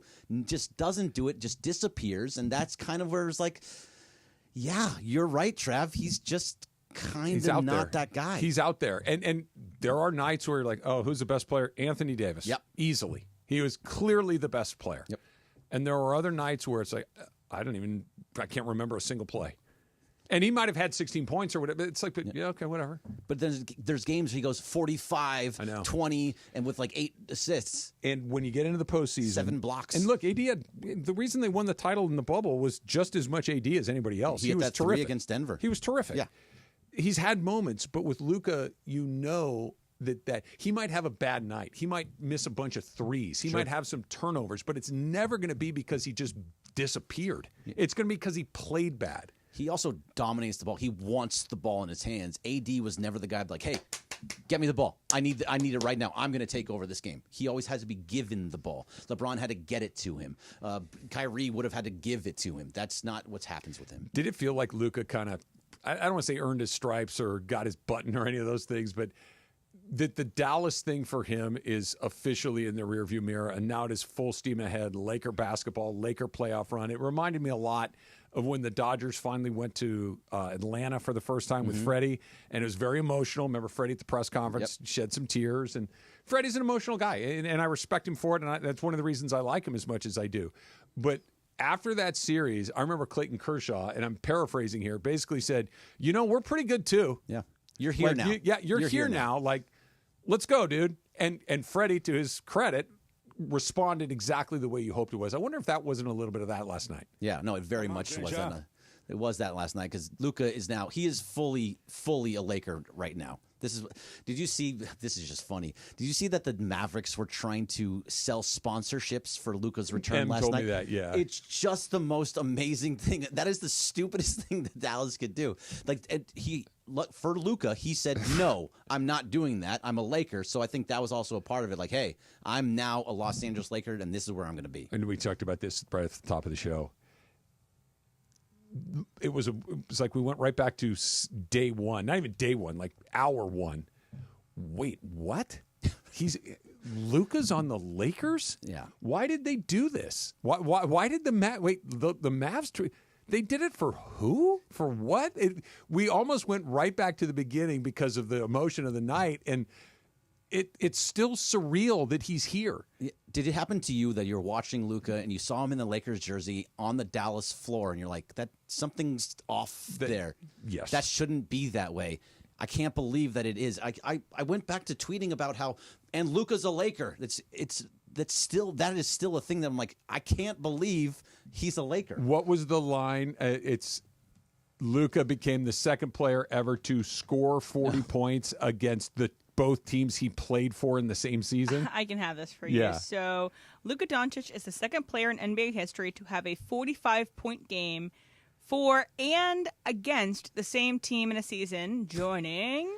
You know the answer. It's always Wilt Chamberlain. Always Wilt Chamberlain in 1965, 1964-65 for the Sixers. Yeah. This is going to be one of those things. And Kidd was right when he said, some people are comparing this to Babe Ruth, which is kind of cool. They are comparing it to Babe Ruth, which is cool if you're, a Laker fan. Right. Not if you are the head coach of the team that is the Red Sox in this analogy. It's stunning. It's still stunning, and it changed everything. It changed everything. Like you've said a few times, like I've said a few times, the Lakers can go in a series against Dallas, Oklahoma City, Houston, Golden State, the Clippers, whoever they're going to play in the West, and feel like we got a shot. It's somewhere between a decent shot to a very good shot. That wasn't the case before they made that deal. They were getting better, but that wasn't true. They were getting better. DFS was creating a better defensive system that he made a really big difference being that trade. It was huge for the Lakers. But they were mired in the play-in. They were going to be in the play-in. I know at the time they weren't there. Playing with this group. Yes, exactly. But that's where they're going to be for the rest of the time. It was as long as you had LeBron and AD together, that's where they were going to be for the most part. Yeah. They just weren't going to go any higher, any lower. That was their kind of ceiling, it seemed like. This changes everything. It does. It's exciting. Now you're the third seed. Now you have a chance to win another title. It looks like they can win a title. It's exciting because it looks like they can win a title, and it's exciting because even if they don't win a title, it's not throw your hands in the air and go, what do we do now? It's not, do we just run it back? Well, kind of, but it's a different run back, a tweak here and there. You got two of the best guys in the league. That's the best part of all this. Maybe three of the best 25 guys in the league. That's the greatest part of all this, that it's tweaks now. Now, you're going to have to think about some things after LeBron retires in a couple of years or whenever it happens to be. Then you have to start thinking, and maybe that's where Jokic comes into play. Before it was now it's a fork in the road, right? Yeah. Like when LeBron, whenever it is that he's not playing anymore, it's, do we want to go after this or do we want to go after that? We got Luka, we got choice. It's not even like a left or a right. It's like a multi-off-ramp road. With the team before, it's a dead end. It's like, now what do we do? It's like, okay, he's gone. Okay, we would be able to hate him? No, that's not going to happen. Or if we do, it's certainly not going to be good enough. You have that guy that you can build around in Luka now. It's awesome. And it's amazing. Last night was just a whole new, let's get this thing started, man. Yeah. Let's get this thing started because he's that dude. He's the guy that will show it. He might play bad, but it's not going to be big eyes and quiet. I feel like it's like Teo. Like, just sign the guy already. Just go do it. Just give him the extension. I know he needs to wait and all that, blah, blah, Let's blah. put Kike on ice until middle of August. Right. Then we can thaw him out, get him ready for October, right, and do the whole thing. The Dump coming up next is Trav. DeMarco's out. Greg is in on 710 ESPN. Steve Mason and John Ireland. Mason and Ireland, today at noon after Travis and DeMarco. I would run through a wall for J.J. Redick. Well, I think that... No, I mean just me as a talk show. I would literally run through a wall for JJ. We should make that happen. See that, yeah. Yeah. Somebody find a wall. Believe me, I think can there's run plenty. Into it. We'll find one of them around here. I can run into it. The OGs of LA Sports Radio. That's Mason and Ireland. On 710 ESPN. Cap here. Here's the scenario. Your home is flooded and the damage is severe. Now it feels like your insurance company is turning on you. They won't approve a replacement living arrangement and the adjuster leaves you in the lurch. Take a breath and call Avner Gatt. With years of experience and a passion for helping people, if you've got water damage at home, call Avner Gatt today. 818-917-5256 or avnergatt.com. That's 818-917-5256. Avner Gatt. Your claim, our game. ESPN LA is hitting the road. Tune in Monday, April 14th to Sedano and Cap as we broadcast live from SeaWorld San Diego. We'll explore the nation's largest standalone jellyfish exhibit, the all-new Jewels of the Sea, featuring awe-inspiring jellyfish, and set sail on a flavor adventure at the Seven Seas Food Festival. Don't miss the action, the fun, and maybe even a few surprises. Monday, April 14th, 3 to 6 p.m. Live from SeaWorld San Diego. SeaWorld San Diego. Open your world to something amazing. Vivid Seats is your ultimate destination for basketball and hockey this season. With a game-changing rewards program and an unbeatable selection of tickets, they make it easy for every fan to watch their favorite teams and players in action. Catch every one-timer and buzzer-beating 3 live and in person from your favorite seat. Plus, every ticket is backed by a 100% buyer guarantee, giving you peace of mind with every purchase. Don't miss out. Visit vividseats.com or download the app today. Vivid Seats, the official ticketing partner of ESPN. The sports calendar is heating up, and with ESPN Bet Sportsbook, you can go from checking news and stats to placing bets in just a couple of taps. Stream games, bet live, and get exclusive offers when you link your ESPN account. Right now, you can get $100 in bonus bets when you make your first $10 wager. Download the ESPN Bet app and sign up with promo code JOEQ to get started today. That's JOEQ, JOEQ. Must be 21 plus. Gambling problem? Call 1-800-GAMBLER. Terms and conditions apply. See app for details. Offer not available in New York. It's time for everything we haven't gotten to today. Yes, it's time for the dump. So you're telling me if I get back on the Peloton more and more times, the pain of the Peloton will dissipate. And I'm not talking about fatigue pain or leg pain, the pain. You're talking about like when your foot falls asleep pain? Yeah, like tailbone and You kind of grow a callus. Yeah. I don't want to grow a callus there. My dad's I don't want to grow a all the callus. time, and he had to adjust. Okay. Yeah, so I did it for 6 months to a year. It does go away. I've done it twice. Yeah, no. You're not enough. It actually it took me like 5 to 10 times, and I'm like, Jesus, okay, now it feels normal. I feel oddly unathletic when I do it. I feel like I'm learning to ride a bike, and getting out of the saddle is a non-starter. I felt like the thing was going to tip over. You eventually will. Shoes? Huh? Do your shoes clip in? Yes. Okay, that makes it a little easier too. Yeah.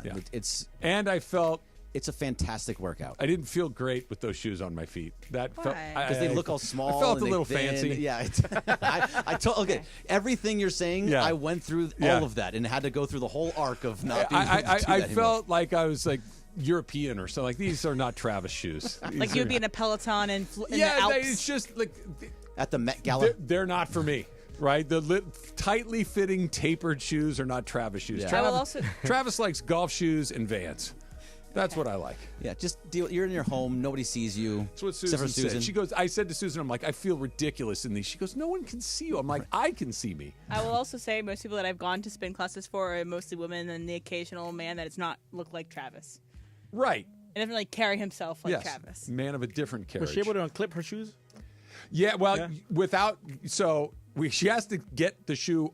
She has to step out of the shoe and then twist the shoe with her hands to get it off. Like the thing is just still. We just need to loosen that little nut. Yeah, it's and tough. The shoes might be a little too new as well. Could too. be. And Could a lot be of times that they too. stick when You they're got to newer. grow into them, but at the same time, you'll be fine, and it's a great workout. And It is that. You'll be able to stand up at some point. You'll be able to get out of the saddle. I'll give it another shot. You should give it a few But more never shots. be too far over because it'll hurt your knees. So make sure you're always sitting back. Like when you stand up, The seat should be at your hip. and your knees shouldn't go past your pedals when you're standing up. Okay. Like you should be leaning back more. Okay. Putting your butt over your seat. I'm not going to be getting out of the seat a lot. I'm just telling you guys. I just that don't for want the you to time being. hurt your knee. Thank you. And I felt like the whole thing was going to tip over. Like I'll just keep walking. I'm fine. Nikola Jokic, quote, I knew a little bit before everybody, and he told me we made a decision. So it was not a discussion. It was a decision. He told me why, and so I listened, and I accepted it. I'm not going to tell you what he told me. I'm going to keep that private. That was Jokic talking for the first time since they fired Michael Malone. So that sounds like he didn't want Michael Malone fired. Not to me, it doesn't. And maybe other people on the team wanted him fired, but the star player gets what he wants. Almost always. Usually. Yeah. The whole thing is weird because it's not just the coach, it's the GM too. I can understand a fight between the GM and one goes and the other one stays, or one stays, the other one goes. Yes. This is the star player, the best player Or if you're in going the to blow world. both out, wait 2 more weeks and blow both out. Right, sure. Yeah. They're the best player in the world wants you to keep the head coach, and you didn't do that? This is another That sounds quote. like he wants going to want. Okay. This might strengthen your case. I mean, when someone wants to make a change or change energy, that's probably what they do. In my country, if someone gets fired, word is probably you're the next one to go. Okay, first of all, they're not firing Nikola Jokic. No. But he may come out and be like, I don't want to play in this system anymore. Or if they're changing house, they're getting ready to change the whole thing. So maybe I'll be the first one on the trigger and just if you're going to change up things, I'll make it easier for you. I'd like to move on. See, and that's very Jokic, who doesn't really care about basketball. He's just really, really, really good at it. He wants to go and play. Can I try to split that hair? I don't think it's that he doesn't care about basketball. I don't Sure. think he cares about the fame that comes along with Not at being an NBA star. I think he loves basketball, Oh, yeah.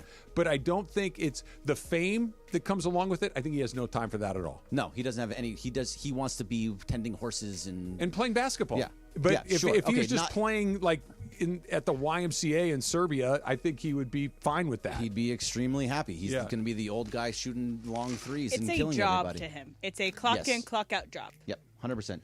Did you see also that there was a report out that said that Michael Malone showed favoritism to Russell Westbrook? Yes, and it alienated not only the GM but other members of the team. Russell Westbrook. That's the hill you're dying on. You're dying on the Russell Westbrook it's a hill. Weird hill to pick. Yeah. Look. No. Luis Heel. There's heel, which is Luis Heel. There is my heel hurts, and there is I'm going to die on that hill. Rich Hill. Rich Hill. Yes. Dick Mountain. Yes. Another very good. I can't imagine somebody that clearly is as good of a coach as Malone is/was alienating his entire team over Russell Westbrook. That seems really, especially now. Like 10 years ago? Sure. When he was on OKC? Sure. When he was on Houston or the Lakers or not the any Lakers. Other, that was a huge mistake any before it team ever other happened. than when he was on OKC, it was a bad decision. Yeah, and playing with him. Have you ever had anybody heard a long list of people that say, I'll tell you who my favorite teammate of all time was, Russell Westbrook. Well, not teammate. I Right. can show you John Ireland, who will be in here in a second, tell he's his favorite player. I know. I've heard John say, and I understand the fascination of wanting to watch him play, but to play with him? I don't know. It just is a weird thing. It's like if that's what got him fired, that he wanted to stick with Russell Westbrook, and even though your star player wanted to keep you, the whole thing is very, very weird, and there's going to be a whole TikTok about it at some point. This may make you feel quite old. Today is the 36th birthday of Haley Joel Osment. What year? 36. Oh, come on now. 36. He was like 5 2 days today. ago. He was that Sixth Sense, Hi, right? John. That's the name of that movie? Yes, and Sixth Sense, Forrest Gump. Yeah. Oh, yeah, Forrest Gump. He gets on the bus at the end. I forgot about that part. He was the Little Forrest. Mandy Moore turns 40 years old today. Was a big fan of Mandy Moore for quite some time. I'm a fan of Mandy Moore right now. I haven't seen her in a long time. This Is Us was the last thing I know her from, I didn't watch that. She's also Rapunzel. John, you and I are lined up. I'm going to that give you a BBO? line. No, it's Waba Grill Lunch Hour. And it's all back. By the way, after you guys are done, you're going to be very happy. There is a spread back there that is as good of a spread as we've had in the bullpen. I love Waba Grill. Outstanding. Can't wait. So good. So Boom here's Boom the line. Tacos. I'm counting on Emily to be sure that she gets it. Mandy Moore, Kryptonite. What's that from? I don't know that. I think I might know. Go. Is it Entourage? Yes, way to go, Trav. Yeah. Vince Oh, could not that's right. resist Mandy Yeah. Moore. And Yeah. anytime she showed up, all the other his three friends, E and Drama and Turtle, would all go, oh, crap. Mandy Moore, Kryptonite. Vince does whatever she wants. That's amazing. Are you a Mandy Moore fan? Of course. Yeah. Who isn't? I was just you and I in that particular regard. Started as a singer, right? Like a pop star. Yeah, she was kind pop of star. like a She- Britney Spears and era. Christina Aguilera. Yeah, Yep, it was all the same time. Yep. And happy 72nd birthday to Steven Seagal, who had a string of 3 titled movies like Marked for Death, Out to Kill, like Under Siege, Under Siege 2. Under Siege 2. Yeah. Assumption is the all right, mother so of all as F-ups. you guys know, That's my favorite line from him. Mason and I are deep into Saturday Night Live and know several people that work on the show. Never heard this. Yes. It's like our favorite show ever. He is the answer, Steven Seagal, when we ask all of our friends at SNL, who was the worst host ever? They all say Worst Steven as Seagal. in his performance was the His worst or most performance was difficult terrible, to deal with? Didn't get the show. Yeah. They couldn't make him laugh. You know, it's a comedy show. Right. Not and surprised. He's probably also the worst actor that has ever been on SNL. At the same time. Well, there've been a few, but yeah, he's on the list. Seagal, like we were all around for the Seagal when he was like a legitimate movie star. Like he was in a lot of movies that made a lot of money, but you'd watch him in these movies and I don't know, like Stallone makes sense. Schwarzenegger makes sense. Well, like, he was cut out of that mold. but like when you'd watch him, he wasn't particularly a likable character. I don't know why we ever had a Steven Seagal moment. I'll tell you, I watched Under Siege 2 at least 15 times, though. It was fun. Oh, I saw They a were lot on of this those train, movies. and he was just beating everybody up. What's the one where he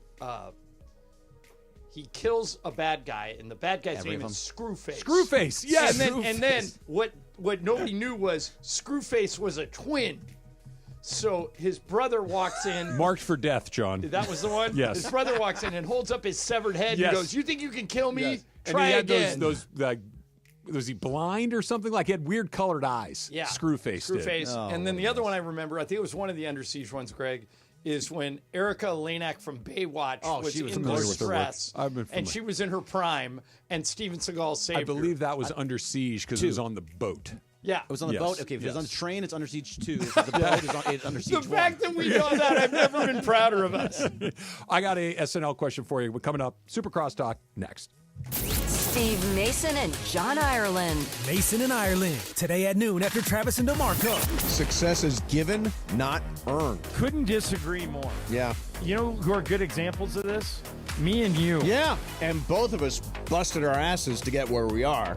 You know, I'm not necessarily the best looking or the most talented person doing this. I just have a sick work ethic. Yeah, exactly. So, but I think kids work hard. The OGs of LA Sports Radio. That's Mason and Ireland. On 710 ESPN. One of LA's best kept secrets in the heart of Los Angeles, East Central Hotel offers effortless accommodations and unparalleled accessibility. The East Central Hotel is for everyone looking for entertainment with their trendy, spacious rooms, a renovated gym, and a patio lounge for breakfast, dinner, and drinks. Stop by their incredible Nixo Lounge before your next event at LA Live. Book your stay at eastcentralhotel.com or call 213-748-1291 today at Entertainment's official address. Hey everybody, it's Cap. Are you downsizing or inheriting a home? Want to cash in on your equity? Call Sellers Advantage. They buy homes as is with no costly repairs, agents, or commissions. Get a competitive cash offer and close in days or on your timeline. Sellers Advantage has over 20 years of experience and even offers a $10,000 advance for moving expenses. Call 888-390-AS-IS or visit sellersadvantage.com for your no-obligation offer. DRE number 01961658. Don't worry, sell happy with Seller's Advantage. Hello, I'm Richard Navarro, General Manager at Fleming Steakhouse and Wine Bar in downtown Los Angeles, where unforgettable dining meets the heart of the city. Whether it's prime steaks, fresh seafood, or your handcrafted cocktail, we're here to make your next experience out exceptional. Call us today at 213-745-9911 to reserve your next table. We're open for lunch and dinner. Fleming's, where great steaks, good times. Call at 213-745-9911. Hey guys, it's Cappy here for Prize Picks. I love Prize Picks, man. I've been talking about Prize Picks for years. I play it literally every day. Prize Picks is the best place to get real money sports action. We have over 10 million members and literally billions of dollars in awarded winnings. Prize Picks has made daily fantasy sports accessible to all. You just pick more or less. I mean, it's really that easy on at least 2 players, and you've got a shot to win up to 1,000 times your money. So run your game all season long with Prize Picks. And here's the best part. It's springtime, right? Baseball season is officially underway. Don't miss your chance to add your favorite players from baseball into your Prize Pick lineup. So whether it's strikeouts, RBIs, it could be first inning runs, you take your pick of more or less, and you can win up to 1,000 times your money. Download the Prize Picks app today. Use the code CAPPY, K-A-P-P-Y. You're going to get a $50 bonus when you make your first $5 lineup. That's CAPPY, K-A-P-P-Y. Download that Prize Picks app. Prize Picks, run your game. ESPN AM 710 Los Angeles. KRDC AM 1110 Pasadena, Los Angeles. K256CX 99.1 FM Pasadena, Los Angeles. It's the greatest segment in LA sports radio history. Oh my God. When the shows come together for magic on the radio. It will only grow stronger. It's time for Super Crosstalk. John, welcome back from your road trip. And, Boys, I have a lot to tell you about last night in Dallas. You had a question. I want to hear about the night in Dallas.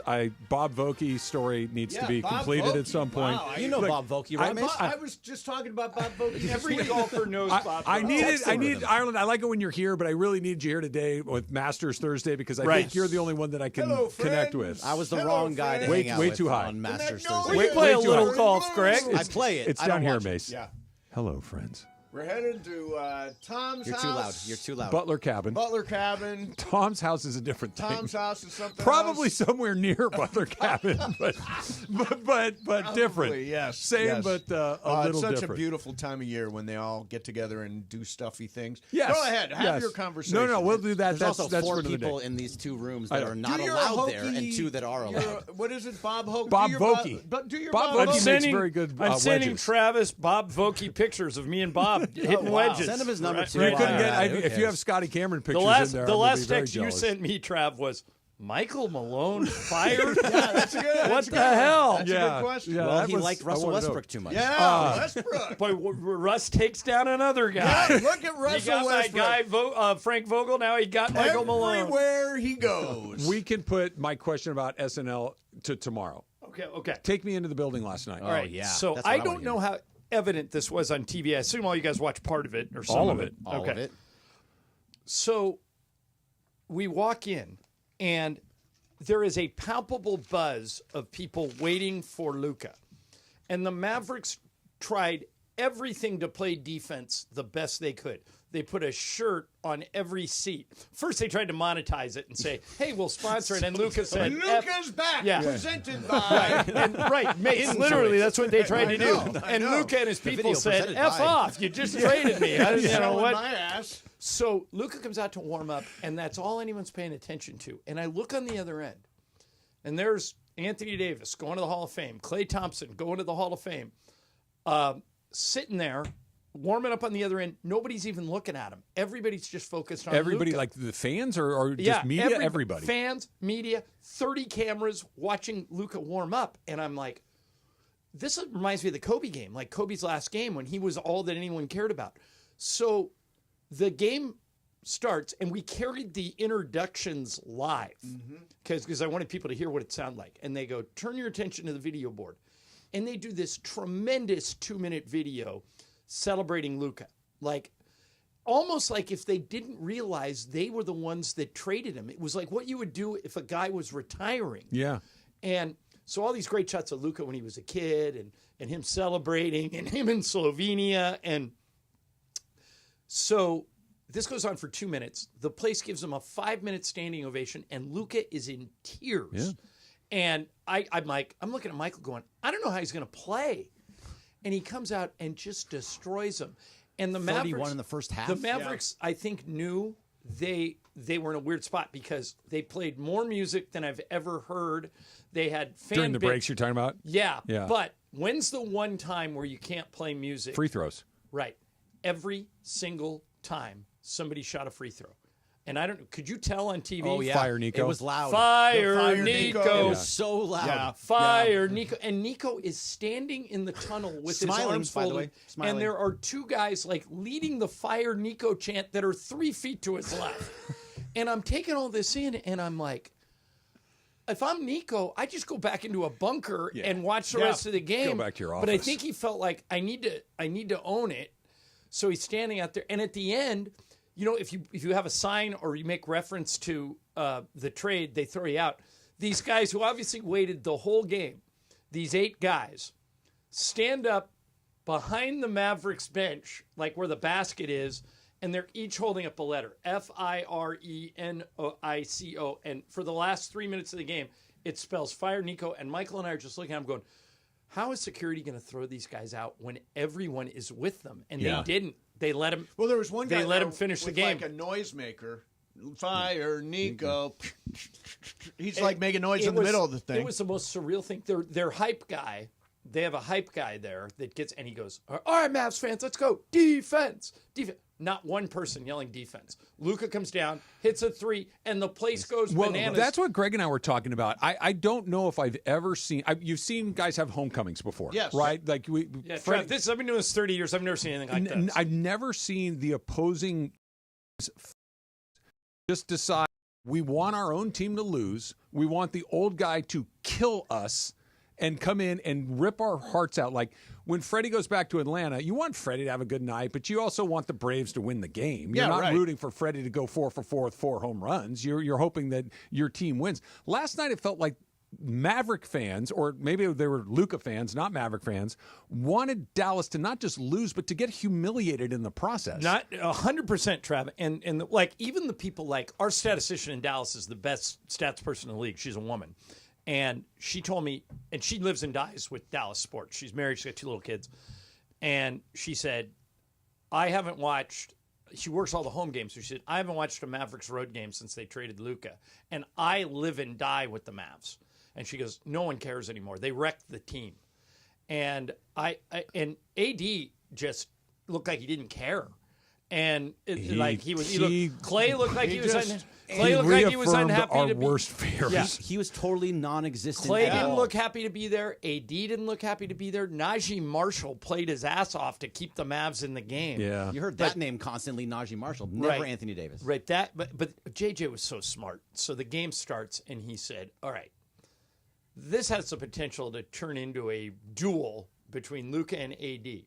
So they fronted AD the entire game. In other words, if you threw the ball into Davis, there was a guy behind him and a guy in front of him. They said, we'll live with Najee Marshall making threes. Or, we'll live with P.J. Washington trying to go for 40. But AD's not getting the ball. That's what they did to Cat, too, right? Yeah. The exact And same? the first 4 times they tried to throw it in, the Lakers stole it. Mace, do you get the sense that it was a galvanizing moment, not just for Luka to kind of put it in the rearview mirror, at least for a while, but the reaction from the other Laker players, especially when the game ended, and he went to the bench, and the reception and the love, and they were leading a Luka chant. That's what the I mean. Laker players were leading the Dallas crowd in a chant. When have you ever seen that? Never. And I wonder if those vibes, for lack of a better word, don't kind of get them exactly where they need to be heading into the postseason. The thing I loved about that was that Luka actually. You could tell. I mean, he was choked up. He had tears. His lip was quick. I mean, he was totally out there and allowed himself to be vulnerable. I think that's another reason why the Lakers rallied to him, why those fans loved him, is he... so many guys wouldn't even watch the montage, and they're locked into their game. No, Luka was he in felt it. his feelings. He was part of it. He felt his feelings. There was humanity there, and I think that's actually very endearing. I think the fact that the Lakers put, both physically and metaphorically put their arms around him can be a galvanizing And moment. LeBron was unbelievable. So he knew this was Luka's night, and Luka scores 31 points in the first half. And the crowd's going crazy, and they're rooting for the Lakers. It felt like a Laker home game. Second half starts, and Luka started to get tired, and he started missing shots. And the Mavs actually came back and took the lead in the fourth quarter, and LeBron said, this blank is over. And he scored 14 fourth-quarter points in the matter of about 10 minutes. And then once the game was back in hand, he walks over to Luka and goes, okay, finish it. and then Luka scored like the last 10. So one of the things that Trav and I were talking about was that with Freddie Freeman, that he went over there and was fine. Like that put an end to it. He was now a Dodger after that whole thing in Atlanta. And Kershaw kind of called him out. And Kershaw called him out. Yeah, remember that. Is that the same thing that just happened here? Now Luka is done with what happened in Dallas. He's a Laker. This is that moment. The difference was the Braves, they moved on from Freddie, but he was a free agent. Choice. They had a choice. They made a collective decision to give up on Luka. They said, we don't trust that you will be a leader. We don't trust you'll stay in shape. We don't trust you. And so the difference was, I think Freddie missed Atlanta because he didn't go out exactly the way he wanted. Luka didn't either. But Luka was kicked out of town. Yeah. Right. Yep. And basically they said, then they on the way out the door, they ripped him. And it's like, okay, if you guys don't want me, I'm going to show you what you're missing. Well, that's kind of the Anthony Davis thing for me. You said a second ago, John, that it could have turned into a duel. Anthony Davis isn't there was no question that Luka Doncic was going to do that. Right. Now, whether it was 35, 45, I expected 50, Anthony Davis to play big last night. I did not. I did. I